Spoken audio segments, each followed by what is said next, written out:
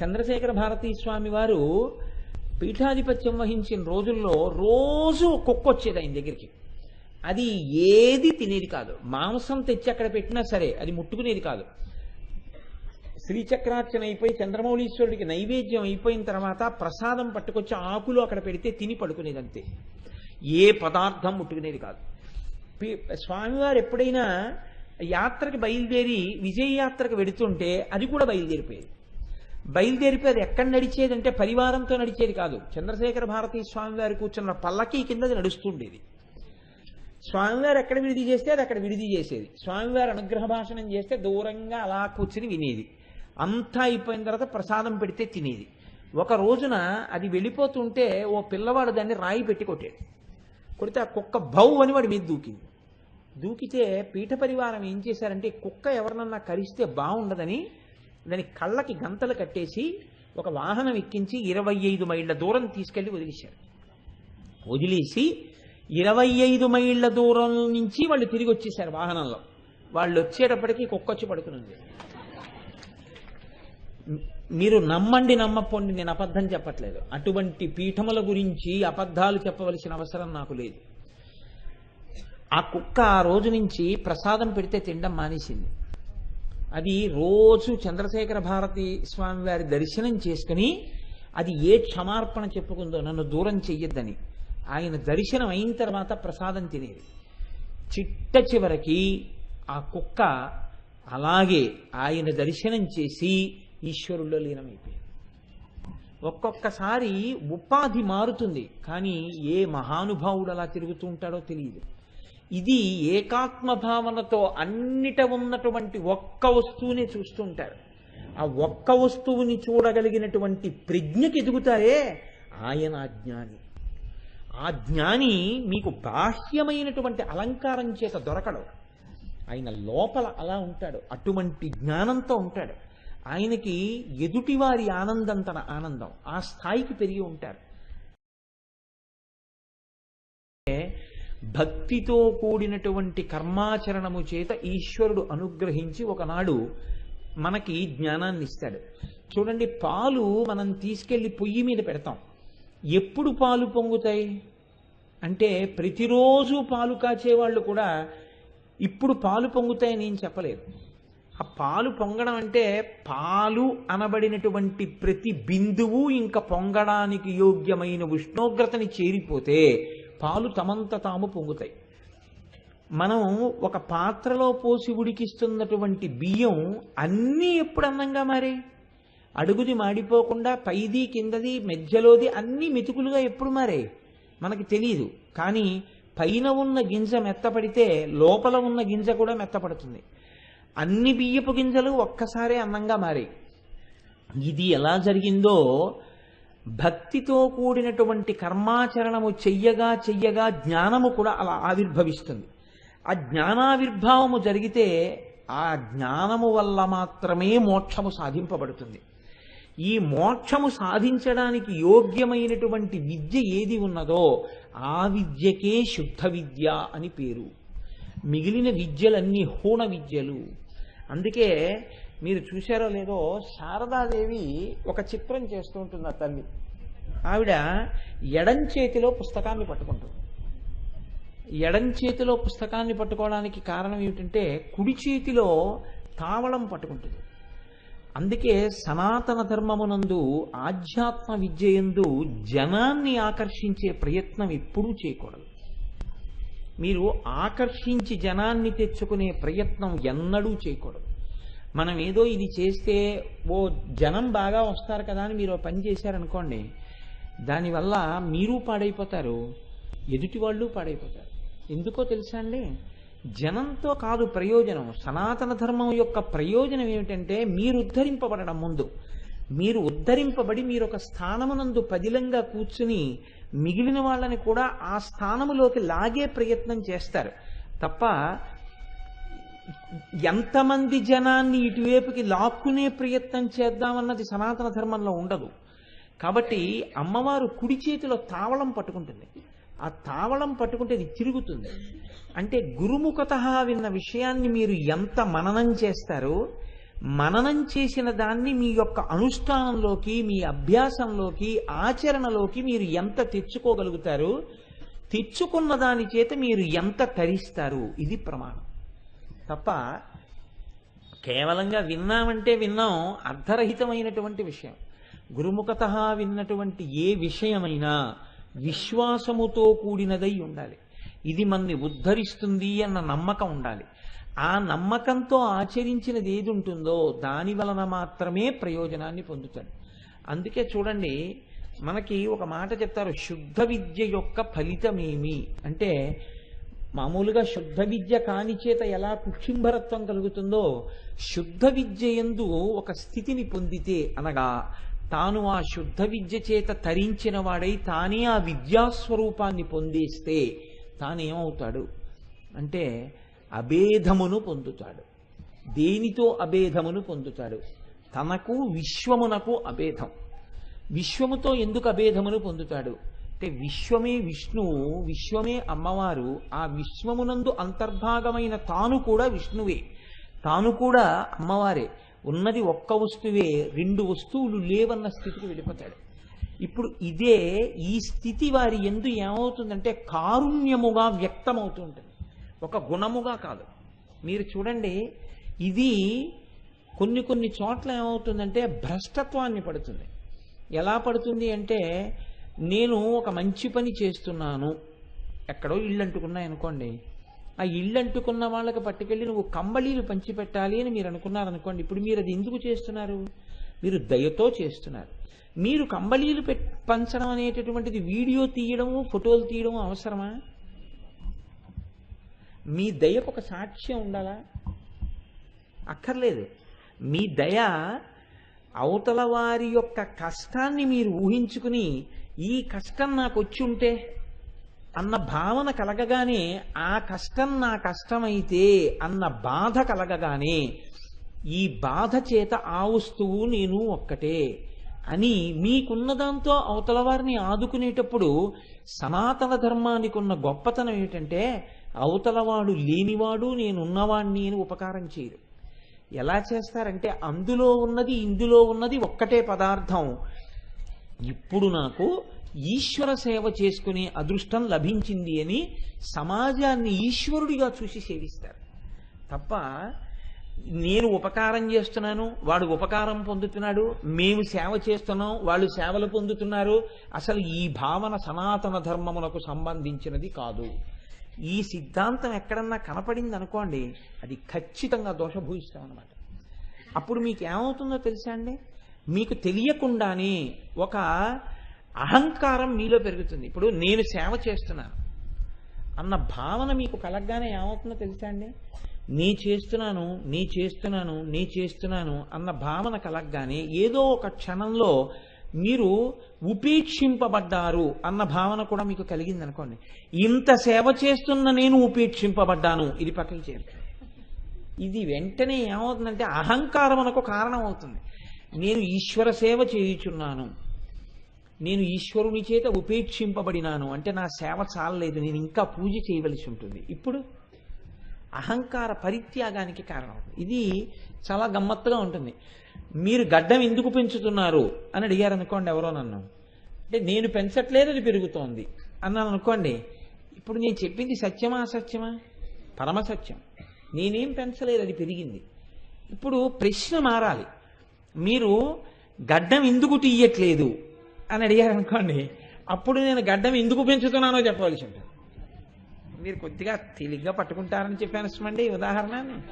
చూసారా, గడ్డం ఎందుకు పెంచుతున్నారు అని అడిగితే నేను ఏది చెప్పినా సత్యమే. ఎందుకని? నేను పెంచట్లేదంటే అది పెరుగుతోంది అన్నాను అనుకోండి, నేను సత్యమే మాట్లాడాను. మీరు గడ్డం ఎందుకు తీయట్లేదు అన్నారనుకోండి, అప్పుడు నేను సత్యం చెప్పడం తప్ప నాకు ఇంకో మార్గం లేదు కదండి. నేను ఎందుకు గడ్డం ఎందుకు తీయట్లేదో చెప్పాలి, చెప్పినప్పుడు ఇంకొకటి చెప్పడానికి ఉండదు. నేను ఏ కారణం చేత తీయట్లేదో ఆ కారణమే చెప్పవలసి ఉంటుంది. అలా మీరు సత్యము వైపుకి నిలబడే ప్రయత్నం చేస్తూ మీరు చేసేవి ఏదైనా చెయ్యాలి తప్ప, మీరు పొరపాటున కూడా భ్రంశమును పొంది అసత్యం వైపుకు పడిపోకూడదు మీరు చేసే పని వల్ల. అలా పడిపోయేటట్టుగా ఉంది నేను చేసేది అనుకున్నారనుకోండి, వెంటనే మీరు అక్కడి నుంచి ఉపసంహారమును పొందాలి. పొంది సరి అయిన మార్గంలోకి మీరు నిలబడిపోవాలి. లేకపోతే ఏమవుతుందంటే మీరు చేసే ప్రయత్నం అంతా వమ్మైపోతుంది. దానివలన మీకు ఉపయోగం ఏముండదు. మీరు చూడండి, చాలామందికి ఉండే లక్షణం ఏమిటంటే ఒక గుర్తింపు అన్న మాట ఒకటి ఉంటుంది. నేను ఇంత చేస్తున్నాను కదా, నాకు ఒక గుర్తింపు. వాడు పైకి ఏమంటాడంటే నాకు ఇవన్నీ ఏం పట్టవండి అంటాడు. మీకు పట్టవు అన్న విషయం ఎప్పుడు తెలుస్తుందో తెలుసా అండి? పట్టవో పట్టించుకునేవాడు ఎప్పుడు తెలుస్తుందంటే మీరు వారం రోజులు పలకరించకుండా ఉండండి, ఈ మధ్య మీకు మేము కనపట్టలేదంటాడు, అయిపోయినట్టు. ఇప్పుడు ఆరే బయటపడిపోయారు అనమాట. ఇది గమ్మత్తుగా ఉంటుంది లోకంలో. దీని యందు మీరు పూనిక వహించి ఉండాలి. ఇది మీరు బాగా దిద్దుబాటు జీవితంలో అలవాటు చేసుకున్నారనుకోండి, ఒకరి మీద మీరు తీర్పు చెప్పే ముందు అవతల వారిలో ఉన్నటువంటి పరమ మంగళప్రదమైన కోణాన్ని చూడడం మీకు అలవాటైందనుకోండి, ఇలా చేసి ఉంటారేమో అని ఆలోచించవచ్చు. లేదు, ఖచ్చితంగా ఆలోచించడానికి అవకాశం లేనప్పుడు మాత్రమే అది పొరపాటని మీరు అంటారు. అలా అన్నారంటే ఇంకా దానికి తిరిగి ఉండదు. అటువంటి ఆలోచన సరళి అలవాటు కావాలి. సరే, నేను ఎందుకు మీకు ఈ విషయాన్ని ప్రస్తావన చేయవలసి వచ్చింది అంటే, తుట్టతుదకు శుద్ధ విద్య యందు ఏమవుతుంది అంటే విశ్వము తాను ఒకటిగా నిలబడిపోతాడు. అప్పుడు కారుణ్యమన్నది ఎందుకు పెళ్ళుబుకుతుంది అంటే ఆయన బాధకి అవతల బాధకి తేడా తెలియక అనుభవిస్తాడు. మీకు నేను ఒక ఉదాహరణ చెప్తాను. ఇప్పుడు శృంగగిరి పీఠానికి పీఠాధిపత్యం వహిస్తున్నటువంటి మహాపురుషుడు ఎవరున్నారో భారతీతీర్థస్వామి వారు, ఆ భారతీతీర్థస్వామి వారి గురువు గారు ఉండేవారు. ఆయన పేరు అభినవ విద్యాతీర్థస్వామి వారు. ఆ అభినవ విద్యాతీర్థస్వామి వారు శృంగగిరి పీఠానికి ఆధిపత్యం వహిస్తున్నటువంటి రోజుల్లో ఒక గమ్మత్తు జరిగింది. ఒక ఆయుర్వేద వైద్యుడు ఆయన దర్శనానికి వచ్చారు. ఆయన దర్శనం చేసుకున్న తర్వాత ఆయన మంది ఇచ్చారు. ఏమిటదని అడిగారు. ఆయన అడిగితే ఎప్పుడైనా కాళ్ళు బెణుకు పట్టినా, నిప్పి పెట్టినా, దెబ్బలు తగిలినా, కండరములు పట్టేసినా ఈ మందు రాసుకుంటే వెంటనే గుణం కనపడుతుంది, నొప్పి తగ్గిపోతుంది. ఇది మీరు అలవోకగా ఏదో ఇచ్చాను కదా అని చెప్పి మళ్ళీ ఎవరికో కాళ్ళు నిప్పంటే ఇచ్చేసారు. అలా ఇచ్చేసేయకండి. ఇది సామాన్యమైన మందు కాదు. చాలా కష్టపడి, చాలా ఖర్చు పెట్టి, చాలా పదార్థాలతో తయారు చేసిన మందు. కాబట్టి మీరు చాలా భద్రంగా ఉంచుకోండి సుమా, ఎప్పుడైనా అవసరమైతే వాడుకోండి అని చెప్పాడు ఆయన. తప్పకుండా అలాగే. ఇప్పుడు ఆయన దాన్ని సత్యదండంతో ఇలా తోసి పరివారంలో ఒకరిని పిలిచి దాన్ని భద్రం చేయండి అన్నారు. ఆ వచ్చిన ఆయన చాలా సంతోషపడి స్వామి స్వీకరించారని వెళ్ళిపోయారు. వాళ్ళు భద్రం చేశారు. మరునాడు సాయంకాలం అభినవ విద్యాతీర్థ స్వామి సత్యదండం పట్టుకుని తుంగానదిని దాటి శారదామాత గుళ్ళోకి రావాలి గురునివాస్ దగ్గర నుంచి. ఆయన అటువైపుగా వస్తున్నారు. అక్కడంతా పెద్ద తోట ఉంటుంది. అక్కడ ఎప్పుడూ తిరిగే కుక్కే ఒక కుక్క కుంటుతూ నడుస్తోంది. ఆయన ఆగి అన్నారు, ఆ కుక్క ఎందుకు కుంటుతోందని అడిగారు. అడిగితే ఎవరో కొట్టారండి, ఆ కుక్క కాలు నిప్పి చేసింది, అందుకని కాలుతో నడవలేకపోతోంది అన్నారు. ఆయన అన్నారు, ఎలాగో నడవలేకపోతోంది కదా, ఆ కుక్కని పట్టుకుని ఇలా తీసుకురండి అన్నారు. గబగబా వెళ్ళి శిష్యులు కుక్కను తీసుకొచ్చారు. ఇప్పుడు ఆ పరివారంలో వాడిని పిలిచిన్నారు, నిన్న ఆ ఆయుర్వేద వైద్యుడు తెచ్చి ఇచ్చిన మందు ఇలా పట్టుకురా అన్నారు. ఆ మందు పట్టుకొచ్చారు. పట్టుకొస్తే దానికి జాగ్రత్తగా మందు రాయించారు. ఆయన రాయించి రోజు దానికి తగ్గిందా ఇంకొంచెం రాయాలా చూడండి అనేవారు. కొన్నాళ్ళకి ఏమైపోయిందంటే 4-5 రోజుల తర్వాత ఈయనకి ఇచ్చిన మందు డబ్బా ఖాళీ అయిపోయింది. కుక్క కాలు దిద్దుబాటు అయిపోయి పరిగెత్తి వెళ్ళిపోయింది. ఇప్పుడు ఆయన చూసి ఎంత ఆనందపడిపోయారు. పోన్లేవయ్యా, కుక్క కాలు దిద్దుబాటు అయిపోయింది అన్నారు. ఆ ఔషధం అత్యంత ఖరీదైంది అని చెప్తే కుంటుతున్న కుక్క వంక చూసి, కుక్క కుంటితే కుంటుంది కానీ రేపొద్దున మనకేమైనా నొప్పి వస్తే పనికొస్తుందని చెప్పి మందు దాచుకోలేదు. కుంటుతున్న కుక్కని చూడగానే ఆ కుంటడం ఎంత బాధగా ఉంటుందో అన్నది అర్థం చేసుకోగానే మన దగ్గర ఔషధి ఉంది కదా వాడేశారు. ఇది విశ్వమంతా ఒకటే అన్న భావన వలన పైకొచ్చిన కారుణ్యం. ఈ స్థితిని పొందినటువంటి వారు శుద్ధ విద్య చేత అనుగ్రహింపబడ్డారు, అనగా అమ్మవారి చేత అనుగ్రహింపబడినారు అని గుర్తు. ఇది పతాక స్థాయి సనాతన ధర్మంలో. ఈ స్థాయిని పొందినటువంటి మహాపురుషులు ప్రకృతిలో ఏ ప్రాణి యొక్క ఖేదాన్ని చూసి వాళ్ళు ఓర్చుకోలేరు. అది వాళ్ళ పట్ల ఖేదంగా భావన చేసేసి వాళ్ళు బెంగ పెట్టేసుకుంటారు. ప్రపంచంలో ఏ ప్రాణి సంతోషాన్ని చూసి వాళ్ళు అసూయ పొందలేరు. ఎందుకు పొందలేరంటే ఎవరు సంతోషాన్ని పొందినా అది తన సంతోషంగానే భావన చేస్తారు. అందుకే భగవాన్ రమణులు కొండ మీద గోళీలు ఆడుతుండేవారు పిల్లలతో. అంటే బాల్య చేష్టితములు ఎలా ఉంటాయో అలా ఉంటాయి జ్ఞానుల యొక్క చేష్టితములు. మీకు నేను ఎలాగో కుక్క అన్నాను కాబట్టి మీకు నాకు ఒక విషయం జ్ఞాపకానికి వస్తోంది. భగవాన్ రమణులు శరీరంతో ఉన్న రోజుల్లో ఒక గమ్మత్తు జరిగింది. ఒంటి నిండా పుళ్ళు పట్టి గజ్జితో ఉన్నటువంటి ఒక కుక్క ఒకటి ఉండేది. అసలు ఆ కుక్క అంత దూరంలో ఉంటే ఇక్కడికి కంపు వచ్చేది. అది పడుకుంటే లేవలేదు, లేస్తే పడుకోలేదు, ఆ స్థితిలో ఉంది. అది ఎన్నో మార్లు రమణుల దర్శనం చేసుకోవడానికి ఆ కుక్క లోపలికి వస్తుండేది. వస్తుంటే చిచి చిచి చిచి చీము నెత్తురుతో ఉందని ఆ కుక్కను తరివేసేవారు. చూసి చూసి చూసి చూసి రమణులు అడిగారు ఒక రోజున, ఎవరు వస్తున్నారు, ఎవరిని తరుగుతున్నారని అడిగారు. ఒక గజ్జి కుక్క అండి, అది మీకోసం వస్తోంది రోజు అని అన్నారు. ఆహా అన్నారు. ఒక రోజున అకస్మాత్తుగా రాత్రి 11 గంటలకి లేచి నేను ఒక్కసారి అలా వెలుపలికి వెళ్ళి రావాలి అన్నారు. సరే, వెనకాతల ఒక వ్యక్తి ఒక కర్ర దీపం పట్టుకుని సాయం వచ్చాడు. సాయం రావడం అంటే ఆయనని రక్షించుకోవడం కోసం. ఆయనకి సాయం ఎందుకు ఉంటుంది, ఆత్మ వస్తువు అయినా. సరే, అతను దూరంగా నించున్నాడు. ఆయన బహిర్భూమికి వెళ్ళినట్టుగా వెళ్ళారు. వెడుతూ ఎవరో నాకుతున్న చప్పుడు వస్తోంది. ఆయన, ఇంకా చాలండి, మీకు తృప్తి కలిగిందా, చాలండి, ఇంకా తృప్తి కలిగిందా, అయ్యయ్యో అదేమిటి అంత ఆనందం, ఇక చాలు, ఇక చాలు అంటున్నారు. ఈ వ్యక్తికి అర్థం కాలేదు, ఎవరితో మాట్లాడుతున్నారు ఈయన బహిర్భూమికి వెళ్ళి అని. కాసేపు అయింది, లేచి వచ్చారు. వచ్చిన తర్వాత మర్నాడు పొద్దున్నే ఈ పరిచారికులు చూస్తే భగవాన్ రమణులు ఎక్కడికి వెళ్ళి కూర్చున్నారో అక్కడ ఈ గజ్జి కుక్క చచ్చిపోయింది. రమణులకు వచ్చి చెప్పారు, నిన్న మీరు కూర్చున్న చోట ఒక కుక్క చచ్చిపోయింది, రాత్రి మీరు ఎవరితో మాట్లాడారని అడిగారు. ఆ కుక్క ఎప్పటి నుంచో నన్ను దర్శనం చెయ్యాలనుకుంటోంది, మీరు అవకాశం ఇవ్వలేదు కదా, అది ఇక వెళ్ళిపోయే సమయం ఆసన్నం అయిపోతోందని నేనే వెళ్ళాను. వారు నన్ను ఎంతో ప్రేమతో నాకారు, వారు నా మీద పడ్డారు. వారిని, అయ్యయ్యో మీకు ఎందుకంత ప్రేమ, మీ కోరిక తీరిందా, మీరు సంతోషం పొందారా అని నేను నిన్న మాట్లాడింది వారితోటి. వారు తుట్ట శ్వాస నావుడిలోనే విడిచిపెట్టారన్నారు. వారు ఇప్పుడు చెప్పండి ఎలా ఉంటుందో. ఇదండి సనాతన ధర్మం అంటే. సనాతన ధర్మం is not a matter of joke. ఆ స్థాయికి వెళ్ళారు వాళ్ళు. ఇది శుద్ధ విద్య. ఎవరు అమ్మవారి అనుగ్రహాన్ని పొందారో వారు ప్రపంచాన్ని తనని ఒకటిగా చూసుకున్నారు. నాకు ఇంకా ఇది ఇలాంటి విషయాల్లోకి వస్తే పుంఖానుపుంఖలంగా ఏవో నా మనస్సులో మిదిలిపోతుంటాయి. ఒకానొకప్పుడు పాతాళలింగం దగ్గర మళ్ళీ ఆ పాతాళలింగ దర్శనానికి ఏర్పాట్లు చేశారు. ఆ దేవాలయాన్ని అంతటినీ కూడా పునర్నిర్మాణం చేసి, తమిళనాడు గవర్నర్ గారు దంపతులు కూడా వస్తున్నారు అని అన్నారు. ఎలాగో భగవాన్ రమణుల దర్శనానికి వస్తారని పెద్ద చలువ పందిళ్ళేశారు. మధ్యాహ్నం 2:30 గంటల వేళలో రమణ మహర్షి ఒక్కరే కూర్చుని ఉండేవారు. ఒకరోజు సూర్య నాగమ్మ గారు కొంచెం తొందరగా వచ్చారు. వచ్చి అక్కడ కూర్చుని ఆవిడ క్రోటన్ మొక్క పక్కన కూర్చున్నారు. కూర్చుంటే రమణ మహర్షి చెంప కింద చెయ్యి పెట్టుకుని అలా చూస్తున్నారు. ఆయన దేన్ని చూస్తున్నారు అని ఆవిడ చూశారు. ఒక పెద్ద ఆకుపచ్చ పాము, అది చెట్టు తిరుగుడు పాము, అత్యంత విషపూరితమైనటువంటి పాము. అది తడిగా ఉన్న ఆ క్రోటన్ మొక్కలన్నిటి మీద తిరిగి పందిరెక్కి ఆ పందిరి కర్రల మీద చుట్టుకు పడుకుంది. ఈవిడ భగవాన్ పాము అన్నారు. అవును చూశాను, గత 3 రోజులుగా వారు ఇలాగే వస్తూ ఉంటారు. ప్రతిరోజు 2:30కు వస్తారు వారు, కొంతసేపు ఇక్కడ తిరుగుతారు, తిరిగి వారు వెళ్ళిపోతుంటారు, వారు ఏదో పని మీద వస్తుంటారు, ఇక్కడికి దేనికో వస్తున్నారు అన్నారు. ఆవిడ తెల్లబోయారు.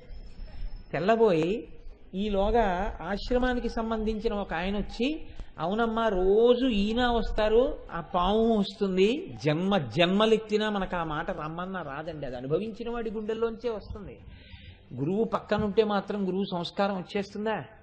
అందుకని ఆయన చూడండి ఏమన్నారంటే, ఈ పాము వస్తోంది, ఈయనేమో రోజు దాన్ని చూస్తూ ఉంటారు, భగవాన్ 10 మంది తిరిగే ప్రదేశం ఈ పాము తిరుగుతోందంటే పోన్లే అవయ్యా వారు ఎందుకు వస్తున్నారో అంటారు అన్నారు.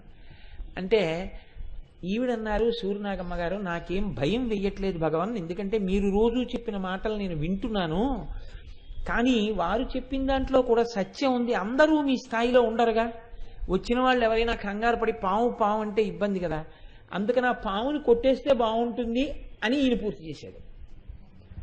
వెంటనే రమణులు చూసి అన్నారు, అయ్యయ్యో ఎందుకండి అలా మాట్లాడతారు, ఎన్నాళ్ళు చూస్తారండి పైన ఉన్నటువంటి తిత్తిని, తిత్తులు వేరు కావచ్చండి, లోపల పదార్థాన్ని చూడండి, వారిలో ఉన్న పదార్థం మనలో ఉన్న పదార్థం ఒక్కటే కదా, వారు ఏదో పాపం చల్లగా ఉందని వచ్చి వెళ్ళిపోతున్నారు, వారు ఎవరికి అపకారం చేశారు, వారిని ఎందుకు కొడతానంటారని అలా చూశారు.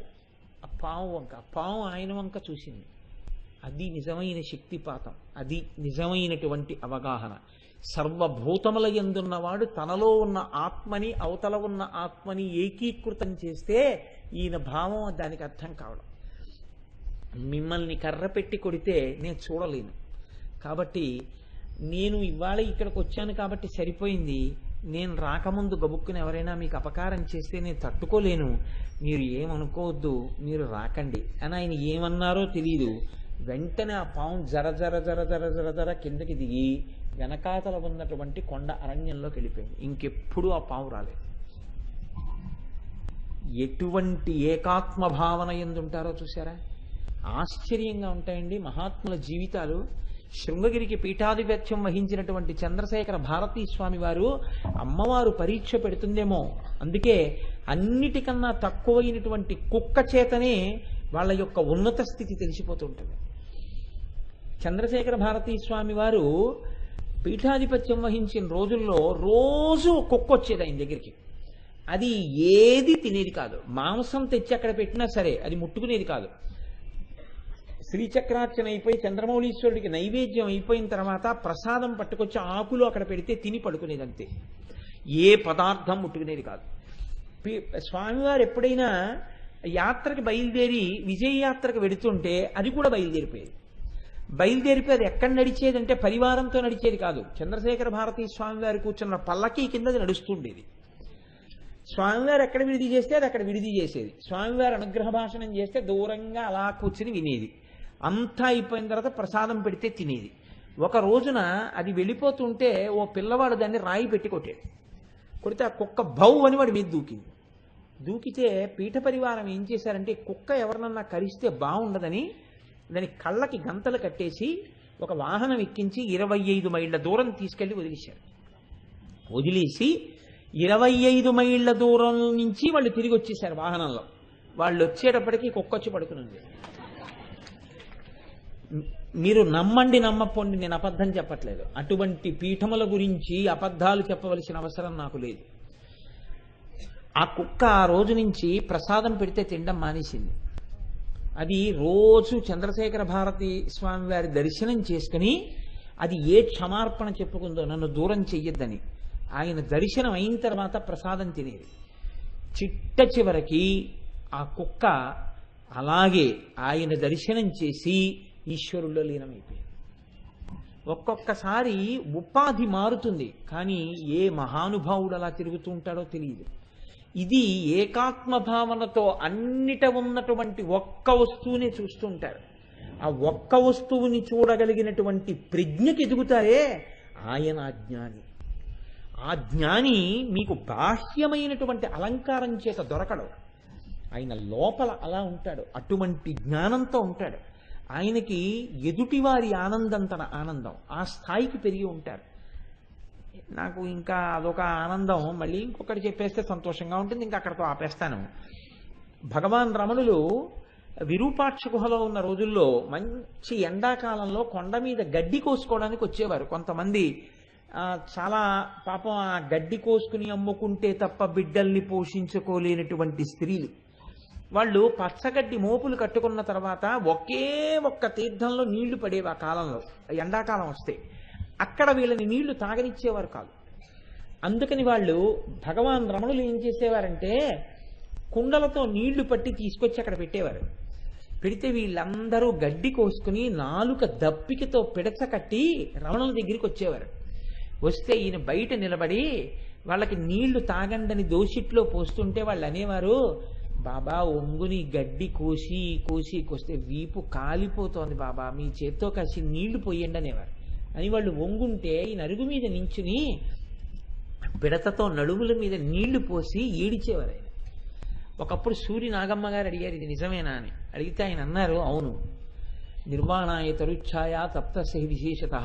అంత ఎండలో గడ్డి కోసుకుంటే తప్ప కడుపు గడవనటువంటి ఆ తల్లులు మధ్యాహ్నం వరకు నోరిండిపోతున్నా గడ్డి కోసి వచ్చి మా నడ్డి మీద నీళ్లు పోయండి బాబాయ్ అన్నప్పుడు వంగుంటే నేను వాళ్ళ మీద నీళ్లు పోస్తుంటే ఆ వీపు మీద చల్లని నీళ్లు పడినప్పుడు వాళ్ళు పొందిన ఆనందానికి నా కళ్ళు చెమర్చాయని. మహానుభావుడు ఇన్ని బియ్యం ఇంత గంజి వార్చి అందులో ఉప్పేసి అట్టెపెట్టి వచ్చినటువంటి ఈ పల్లెటూరి వాళ్ళందరికీ ఆ గంజి పోసేవారు. ఉడతలు అలాంటివి పప్పులవి తింటే తప్ప ఆయన ప్రసాదం తినేవారు కాదు. ఎంతటి స్థాయి అంటే భగవాన్ రమణులంటే రమణాశ్రమానికి మళ్ళీ కొత్త హాల్ అవి కట్టి ఉత్సవం జరిగింది. పీఠం మేనేజర్ గారు మైక్లో ఓ మాట చెప్పాడు, సన్యాసులందరికీ రెండో పంక్తిలో భోజనం పెడతాం కాబట్టి సన్యాసులందరూ గేటు దగ్గర ఉండండి, ప్రస్తుతం ఇక్కడికి వచ్చినటువంటి అతిథులు హైకోర్టు జడ్జెస్ వాళ్ళు పెద్దవాళ్ళు ఉన్నారు, వాళ్ళకి మొదటి పంక్తిలో భోజనం అన్నాడు. అని అందరికీ భోజనం వడ్డించి అయ్యో రమణులేరి అని వెతుకుతున్నారు. రమణులు గేటు బయట నించుతున్నారు. ఆయన బయటికి వచ్చి అయ్యో అదేమిటండి ఇక్కడి నించున్నారు, మీ గురించి అందరూ ఆగారన్నారు. నేను సన్యాసినేగా, నాకేముంది, గేటు బయట నిలబడమన్నారుగా అందుకని ఇక్కడ నిలబడ్డానన్నారు. ఇప్పుడు వాళ్ళు ముందు వాళ్ళకి పెట్టారు. చాలా కాలం ఇప్పటికీ బహుశా నియమం ఉందనుకుంటాను, రమణాశ్రమంలో బయట నిలబడినటువంటి నిరుపేద వారికి అందరికీ కూడా ముందు నారాయణ సేవ చేసి, అందుకే చూడండి భోజనం పెట్టడానికి ఉన్న ఒకే ఒక మాట ఏమిటంటే నారాయణ సేవ, అంతే, అదొక్కటే, ఇంకొక మాట లేదు. నారాయణ సేవ.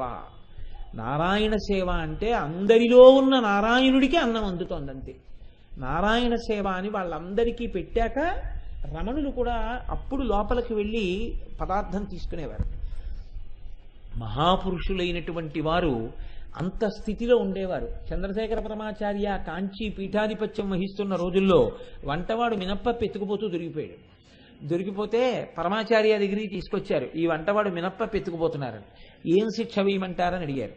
అడిగితే ఆయన అన్నారు, వాడికి ఒక 5 షేర్లు మినప్పప్పు 2 షేర్లు నెయ్యి ఇచ్చి పంపండి అన్నారు. అదేమిటని ఆశ్చర్యపోయారు. కదూ, వాడు రోజు పాపం గారెలు వండి మనందరికీ పెడుతున్నాడు పీఠంలో, వాడికి తను తినాలని తన బిడ్డలకి పెట్టుకోవాలని కోరిక ఉండి ఉంటుంది, వాడికి డబ్బు లేకపోయి ఉంటుంది, అందుకు కదూ మినప్పప్పు ఎత్తుకెడుతున్నాడు, మనం సిగ్గుపడద్దు, వాడికి 5 షేర్ల మినప్పప్పు 2 షేర్ల నెయ్యి ఇవ్వండి, వాడు నీతిగారులు తిని సంతోషపడి వచ్చి పీఠంలో వంట చేస్తాడన్నారు. ఇది సర్వాత్మ భావన. అందరి దృష్టి ఒకలా ఉంటుంది, జ్ఞాని దృష్టి ఒకలా ఉంటుంది. అది మీరు అలవాటు చేసుకుందామంటే వచ్చేది కాదు. నేను భగవాన్ రమణుల్ని ఇమిటేట్ చేస్తాను, నేను చంద్రశేఖర పరమాచార్య స్వామి వారిని అనుకరిస్తాను, రామకృష్ణ పరమహంసని అనుకరిస్తాను అంటే మీకు ఒక్కనాటికి రాదు. రామకృష్ణ పరమహంసని పల్లకీల్లో తీసుకెళ్తున్నారు శిష్యులు కలకత్తాలో. తీసుకెడుతుంటే ఆ దక్షిణేశ్వరం వీధుల్లో వెడుతున్నారు అసుర సంధ్య వేళలో, తెరలు కట్టున్నాయి, లోపల పాట పాడుకుంటున్నారు. ఆయన ఎందుకో తెర తీసి చూశారు, అసుర సంధ్య వేళ అవుతోంది, వేశ్యలు వీధుల్లో నిలబడి విటుల కోసం నిలబడ్డారు. నిలబడి వాళ్ళు విటుల్ని ఆకర్షించడానికి ప్రయత్నిస్తున్నారు. రామకృష్ణ పరమహంస పల్లకీలోంచి దూకి ఆ వేశ్యవాడ వైపు పరిగెత్తి ఆ కనపడ్డ వేశ్యలందరి పాదాలకి నమస్కారాలు మొదలెట్టారు. శిష్యులు బలవంతంగా పల్లకి ఎక్కించి తీసుకెళ్లిపోయి మఠంలో దింపి లోపల కూర్చోబెట్టి, ఏమన్నా మర్యాదగా ఉందా, మేము మీ పల్లకి మొయ్యడం, మీరేమో వేశ్యవాడకు పరిగెత్తి వాళ్ళ కాళ్ళ మీద పడ్డామన్నారు. అంటే ఆయన అన్నారు, వాళ్ళు వేశ్యలా, నాకు అలా తెరెత్తి చూడగానే నాకు జగదంబ కనపడి అబ్బా ఎన్ని పాదాలో నా తల్లి పాదాలని నమస్కరించాను అన్నారు. యద్భావం తద్భవతి. ఎక్కడ ఎవడు ఎలా తరిస్తాడో, ఏ దృష్టికోణంతో చూస్తాడో మనకి తెలియదు. ఆ ఏకాత్మ భావన ఎక్కడ భేదమన్నది తెలియనిటువంటి స్థితికి చేరుకుంటాడో, ఎక్కడ అటువంటి సమున్నతమైన స్థాయిలో నిలబడతాడో, ఆ స్థాయి చేరితే దాన్ని శుద్ధ విద్య అంటారు. అటువంటి శుద్ధ విద్యని చేరడానికి అంకురములు ఏవి ఉంటాయో ఆ అంకురములు ద్విజపంక్తి ద్వయోజ్వల, తన పళ్ళ వరసలుగా కలిగి ఉన్నది. పళ్ళు 2 వరసలుగా ఉంటాయి, కింద ఒక వరస ఉంటుంది, పైన ఒక వరస ఉంటుంది. అందులో మీరు చూడండి, షోడశీ విద్య అని ఒక విద్య, శ్రీ విద్యకి సంబంధించి అమ్మవారికి సంబంధించినటువంటి బీజాక్షరాలు. అవి 16. అవే పరా, పశ్యంతి, మధ్యమ, వైఖరి అని పైకి ఉచ్చరింపబడేటటువంటి స్వరూపంలో అవి ఒక గింజ పాతితే మొట్టమొదట మొక్క వచ్చేటప్పుడు ఇలా 2 దళముల కింద విచ్చుకుంటుంది. అలా ఈ షోడశీ విద్య పైకి ఉచ్చరింపబడేటప్పుడు విచ్చుకుని పైకి వైఖరిగా వినపడే సమయంలో ఉన్నటువంటి స్వరూపం రెండుగా మారితే 16 రెళ్ళు 32 అవే అమ్మవారి యొక్క దంతపంక్తిగా ఉంటాయి. రెండు ద్విజపంక్తి ద్వయోజ్వల అండంలో ఉన్నటువంటి రహస్యం ఏమిటంటే, ద్విజులు అన్న మాటకి అనేకమైన అర్థాలు ఉన్నాయి. ద్విజులు అంటే బ్రాహ్మణులు, ద్విజులు అంటే 2 సార్లు పుట్టిన వాళ్ళు. 2 సార్లు పుట్టినవి లోకంలో కొన్ని ఉంటాయి, అవి నిజంగా 2 మాటలు పుడతాయి. పక్షి 2 మాటలు పుడుతుంది, ఎందుకంటే ఒకసారి గుడ్డు పుడుతుంది, గుడ్డు పొదిగాక పక్షి పుడుతుంది. అందులో 2 మాటలు పుట్టేది పక్షి, 2 మాటలు పుట్టేవాడు బ్రాహ్మణుడు. ఎందుచేతనంటే ఒకసారి తల్లి కడుపులోంచి పుడతాడు, రెండవ మాట ఉపనయనం చేసి గాయత్రీ మంత్రోపదేశం చేసిన తరువాత అతనికి ద్విజ సంస్కారం ఏర్పడింది అంటారు. యజ్ఞోపవీతం మెళ్ళో వేసుకుని సంధ్యావందనం ఒక్కపూట కూడా చెయ్యనటువంటి వాళ్ళకి ఇది వర్తిస్తుందని నేను అనుకోవట్లేదు నా అల్పజ్ఞానంతో. సంధ్యావందనం చేసి గాయత్రిని నమ్మి ఆ గాయత్రీ మంత్రం చేసుకుని ఆ సంధ్యావందనం మీద నమ్మకం ఉండి యజ్ఞోపవీతాన్ని రక్షించుకుంటేనే. ఎందుకంటే లోకంలో ఒక మాట ఉంది, జాతీయ పతాకం చిరిగిపోయిందనుకోండి దాన్ని ఎగరవేసిన వాడిని ఖైదులో పెడతారు. నీ యొక్క బ్రాహ్మణ్యానికి నీ యొక్క గాయత్రికి చిహ్నమైన యజ్ఞోపవీతం మలినమై జీర్ణమైంది నీ ఒంటి మీద ఉంటే ఉత్తర క్షణంలో నీవు గాయత్రి చేత అనుగ్రహాన్ని కోల్పోయిన వాడివై ఉన్నావు. జీర్ణయజ్ఞోపవీతంలా జిడ్డు ముఖం అంటారు. నేను జీర్ణయజ్ఞోపవీతంతో ఉండకూడదు, ఉత్తర క్షణంలో యజ్ఞోపవీతాన్ని మార్చుకోవాల్సి ఉంటుంది. ఒకవేళ రోజు కుదరకపోతే కొత్త యజ్ఞోపవీతం వేసేసుకోవాలి తప్ప, మంచి రోజున మళ్ళీ పాత యజ్ఞోపవీతం వదలాలి తప్ప యజ్ఞోపవీతం మాత్రం శిథిలం కాకూడదు. కనుక చూడండి, ద్విజులైనటువంటి వారు అంటే ఎవరు వేద విద్యను, వేదము చేత ప్రతిపాదింపబడినటువంటి సనాతన ధర్మము యొక్క రహస్యమును, భక్తి జ్ఞానములను లోకమునకు వ్యాప్తి చేస్తారో, ఎవరు తాము అధ్యయనము చేసి తెలుసుకుని లోకమంతటికి ఇది అందించాలనేటటువంటి తాపత్రయంతో ఉంటారో వారే అమ్మవారి యొక్క దంతములు. అందుకని వారు ద్విజులై ఉన్నారు, వారు అమ్మవారి యొక్క దంతములై ఉన్నారు. కాదు, పక్షి అంటే పక్షి 2 రెక్కలతో ఎగురుతుంది, ఒక్క రెక్కతో ఎగరదు. మీరు చూడండి, పక్షి ఎప్పుడైనా ఎగిరితే ఒక గదిలో ఎగురుదాం, మఠంలో ఎగురుదామని ప్రయత్నం చేయదు. పక్షి ఎప్పుడు ఎగిరినా ఆకాశంలో ఎగురుతుంది, 2 రెక్కలతో ఎగురుతుంది. 2 రెక్కలతో ఎగరడమే భక్తి కర్మ. ఈ 2 రెక్కలతోటి ఎక్కడ ఎగురుతుంది? ఆకాశంలో ఎగురుతుంది. ఆ అంటే అంతటా, కాష్ అంటే ప్రకాశించడం. భక్తి కలిగి ఉంటాడు, అనుష్ఠానము తెలుస్తూ ఉంటుంది. ఆ భక్తి అనుష్ఠాన రూపంగా ఉంటుంది తప్ప భక్తి ఉందండి అవన్నీ ఎందుకండి అంటే కుదరదు. నా కొడుకు మీద నాకు బాగా ప్రేమ ఉంటే పండక్కి వాడికి చొక్కా కుట్టించకుండా నేను ఉండలేను. అపారమైన భక్తి ఉన్నవాడు పరమేశ్వరుడి యొక్క పూజ చెయ్యకుండా ఉండలేడు. కాబట్టి పూజ చేస్తేనే భక్తి ఏమిటండి అంటే అది వితండవాదన, అది భక్తి కాదు. శంకరాచార్యులు వారు ఇలాంటి వాటిని తృణీకరించారు. దుస్తర్కాస్తు విరమ్యతాం, పిచ్చి పిచ్చి మాటలు మాట్లాడకని చెప్పారంతే. అంటే నీకు భక్తి ఉన్నది నిజమైతే కర్మాచరణముగా ప్రకటనము కావలసిందే. కాబట్టి భక్తి కర్మ 2 రెక్కలై వారు విహరిస్తూ ఉంటారు. ఎప్పుడు బ్రహ్మముతో అనుసంధానం అవుతూ ఉంటారు ఈశ్వరుడితోటి. ఈ బ్రహ్మముతో అనుసంధానమవుతూ నిరంతరము ఆకాశమునందు ఎగిరేటటువంటి పక్షి ఎటువంటిదో అమ్మవారి అనుగ్రహాన్ని పొందినటువంటి వారి జీవితములు కూడా అలా ఉంటాయి. కాబట్టి వారు ద్విజపంక్తి ద్వయోజ్వల, వారు అమ్మవారి యొక్క దంతపంక్తి అయి ప్రకాశించుచున్నారు. అలాగే దీక్షితులైన వారు ఉంటారు. ఆ దీక్షాస్వీకారమును చేసి దీక్షితులైన వారు ఎవరున్నారో వారు సాక్షాత్ అమ్మవారి యొక్క దంతములై ప్రకాశిస్తూ ఉంటారు. ఎందుచేత అంటే దీక్ష చేత కూడా 2వ జన్మ ఉంటుంది. అమ్మ కడుపులోంచి పుట్టడం ఒక జన్మ అయితే ఒక దీక్షని స్వీకరించడం 2వ జన్మ. ఒక్కొక్కసారి అది 3వ జన్మ కూడా అయిపోతుంది. ఎందుకంటే అమ్మ కడుపులోంచి వచ్చింది గాయత్రీ మంత్రం, 3 దీక్షా స్వీకారం, 3 జన్మలు అయిపోతాయి. కాబట్టి ఇప్పుడు 3 జన్మలు అయిపోయాయని లెక్క ఉండదు. అప్పుడు ఇది 2 కిందకి పరిణమిస్తుంది. పరిణమించి వాడు అమ్మవారి యొక్క దంతపంక్తిలో ఒకడుగా మారుతాడు. ఆ దంతములలో ఒకడై ఆ దంతములు లోకము యొక్క ఉపకారము చెయ్యడానికి ఎలా ప్రకాశిస్తాయో అలా ఈ దంతములు కూడా లోకమును ఉద్ధరించడం కోసమని ప్రకాశించేటటువంటి స్వరూపంతో ఆయన లోకమునందు తిరుగుతూ ఉంటాడు. కాబట్టి అటువంటి దీక్షితులు కూడా అమ్మవారి దంతపంక్తి యందు చేరి ఉన్నారు. ఇలా అనుష్ఠించి అనుష్ఠించి అనుష్ఠించి భక్తి మార్గంలో నడిచి చిట్ట చివరికి ద్వంద్వములను దాటిపోయిన వారెవరున్నారో వారందరూ చిట్ట చివరికి అమ్మవారి దంతములే అయ్యున్నారు. అందరూ సాహిత్యవేత్తలు కానక్కర్లేదు, అందరూ సంగీత శాస్త్రజ్ఞులు కావక్కర్లేదు, అందరూ ఉపన్యాసాలు చెప్పిన వాళ్ళు కానక్కర్లేదు. కానీ ఒక్కొక్కరు ఏం చేస్తున్నారు ఎవ్వరికీ తెలియదు. మీకు నేను ఒక ఉదాహరణ చెప్తాను. నేను మా గురువు గారి దగ్గరికి వెడితే మా గురువు గారు దాని గురించే ప్రస్తావన చేస్తున్నారు. గణపతి ముని లాంటి మహాపురుషుడు, అంత విద్వత్తున్నవాడు మీకు ఎక్కడా కనపడడు. అంతటి విద్వత్తున్నటువంటి వారు కావ్యకంఠ గణపతి ముని. ఇంత విద్వత్తున్నటువంటి గణపతి ముని భగవాన్ రమణుల దగ్గరికి వెళ్ళేటప్పటికీ అసలు ఆత్మదర్శనం అంటే ఏమిటో వారి దగ్గర విన్నారు. విద్వత్తు ఉన్నటువంటి వారు కావ్యకంఠ గణపతి ముని, ఆత్మదర్శనం అయినటువంటి వారు భగవాన్ రమణులు. రమణుల్ని గురువుగా స్వీకరించి కావ్యకంఠ గణపతి ముని ఈ అనుష్ఠానమునందు ఆత్మదర్శనమునందు కొంత దూరం వెళ్ళగలిగారు. కనుక చూడండి, ఇప్పుడు భగవాన్ రమణులు ఏం చేశారు, ఏం చదువుకున్నారు అని మీరు అడిగారు అనుకోండి, యథార్థంగా ఏం చెప్పవలసి ఉంటుందంటే ఆయన చదువుకున్నది ఏం లేదు. ఇది గమ్మత్తు. మీరు ఎందువల్ల కలెక్టర్ అయ్యారో అన్నారు అనుకోండి, నేను ఇది చదువుకున్నాను మీరు చెప్పగలరు. నువ్వు ఈశ్వరుణ్ణి పొందడానికి ఏది హేతువు అని అడిగారు అనుకోండి, దానికి సిలబస్ ఏమి ఉండదు. అది గమ్మత్తుగా ఉంటుంది. ఎందుకనంటే అది అమ్మవారి యొక్క పళ్ళు కావడం అంటే. దిజు అంటే పళ్ళు కూడా రెండు మాటలు వస్తాయి, ఓసారి వచ్చి ఊడిపోయి మళ్ళీ వస్తాయి. ఎవడు పుట్టిన తరువాత అకస్మాత్తుగా ఈశ్వరుడు యందు అటువంటి ఈశ్వరానుగ్రహం కలిగి భగవంతుడి వైపుకి ఏ క్షణంలో ఎవడు ఎలా తిరిగిపోతాడు అన్నది మీరు ఊహించలేరు. ఆయన అరుణాచలం అన్న పేరు వినేంత వరకు మంచి బలమైన శరీరం ఉన్న వ్యక్తి.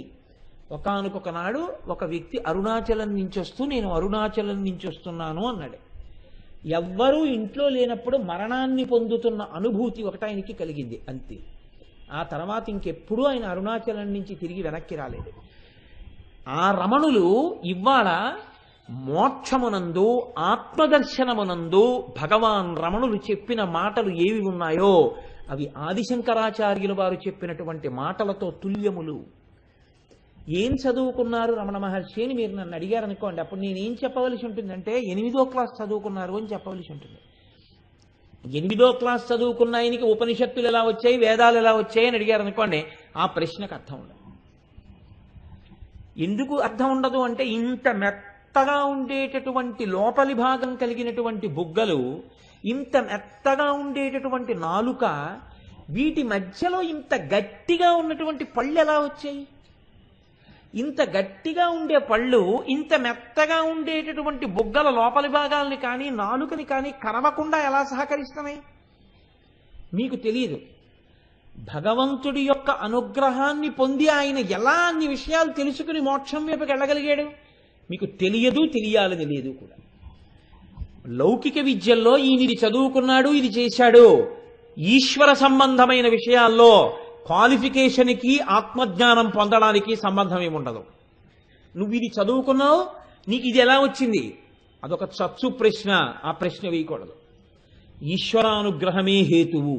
ఈశ్వరానుగ్రహం కలిగిందా ఆయనకి భాషిస్తుంది. ఈశ్వరానుగ్రహం లేదా నువ్వెంత చదువుకున్నా ఆ చదువు కూడా అహంకారానికే పనికొస్తుంది. కాబట్టి చూడండి, ఇప్పుడు ఈ స్థితిని పొందిన వారెవరున్నారో వారందరూ అమ్మవారి యొక్క దంతపంక్తి అయి ఉన్నారు, ద్విజులై ఉన్నారు. రెండో మాట పుట్టినవారు వాళ్ళందరూ. ఒక మాట పుట్టి అకస్మాత్తుగా వారి ధోరణి ఈశ్వరుడి వైపుకి తిరిగిపోయి అటువంటి స్థితిని పొందారు.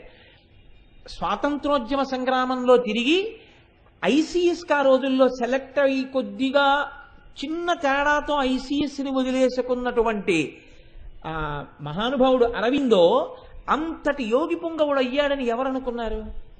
ఇంత సంస్కృత భాషా ప్రావీణ్యం ఉన్నటువంటి ఆ కావ్యకంఠ గణపతి ముని చిట్ట చివరికి ఖర్గపూర్లో తన పక్కనే ఉన్న సేవకుడు తనకి ఏ ఉపచారం చేయకపోతున్నా సరే హాయిగా ఆత్మదర్శనాన్ని అభిలషించిన వారి శరీరాన్ని ఎలా విడిచిపెట్టగలిగారు?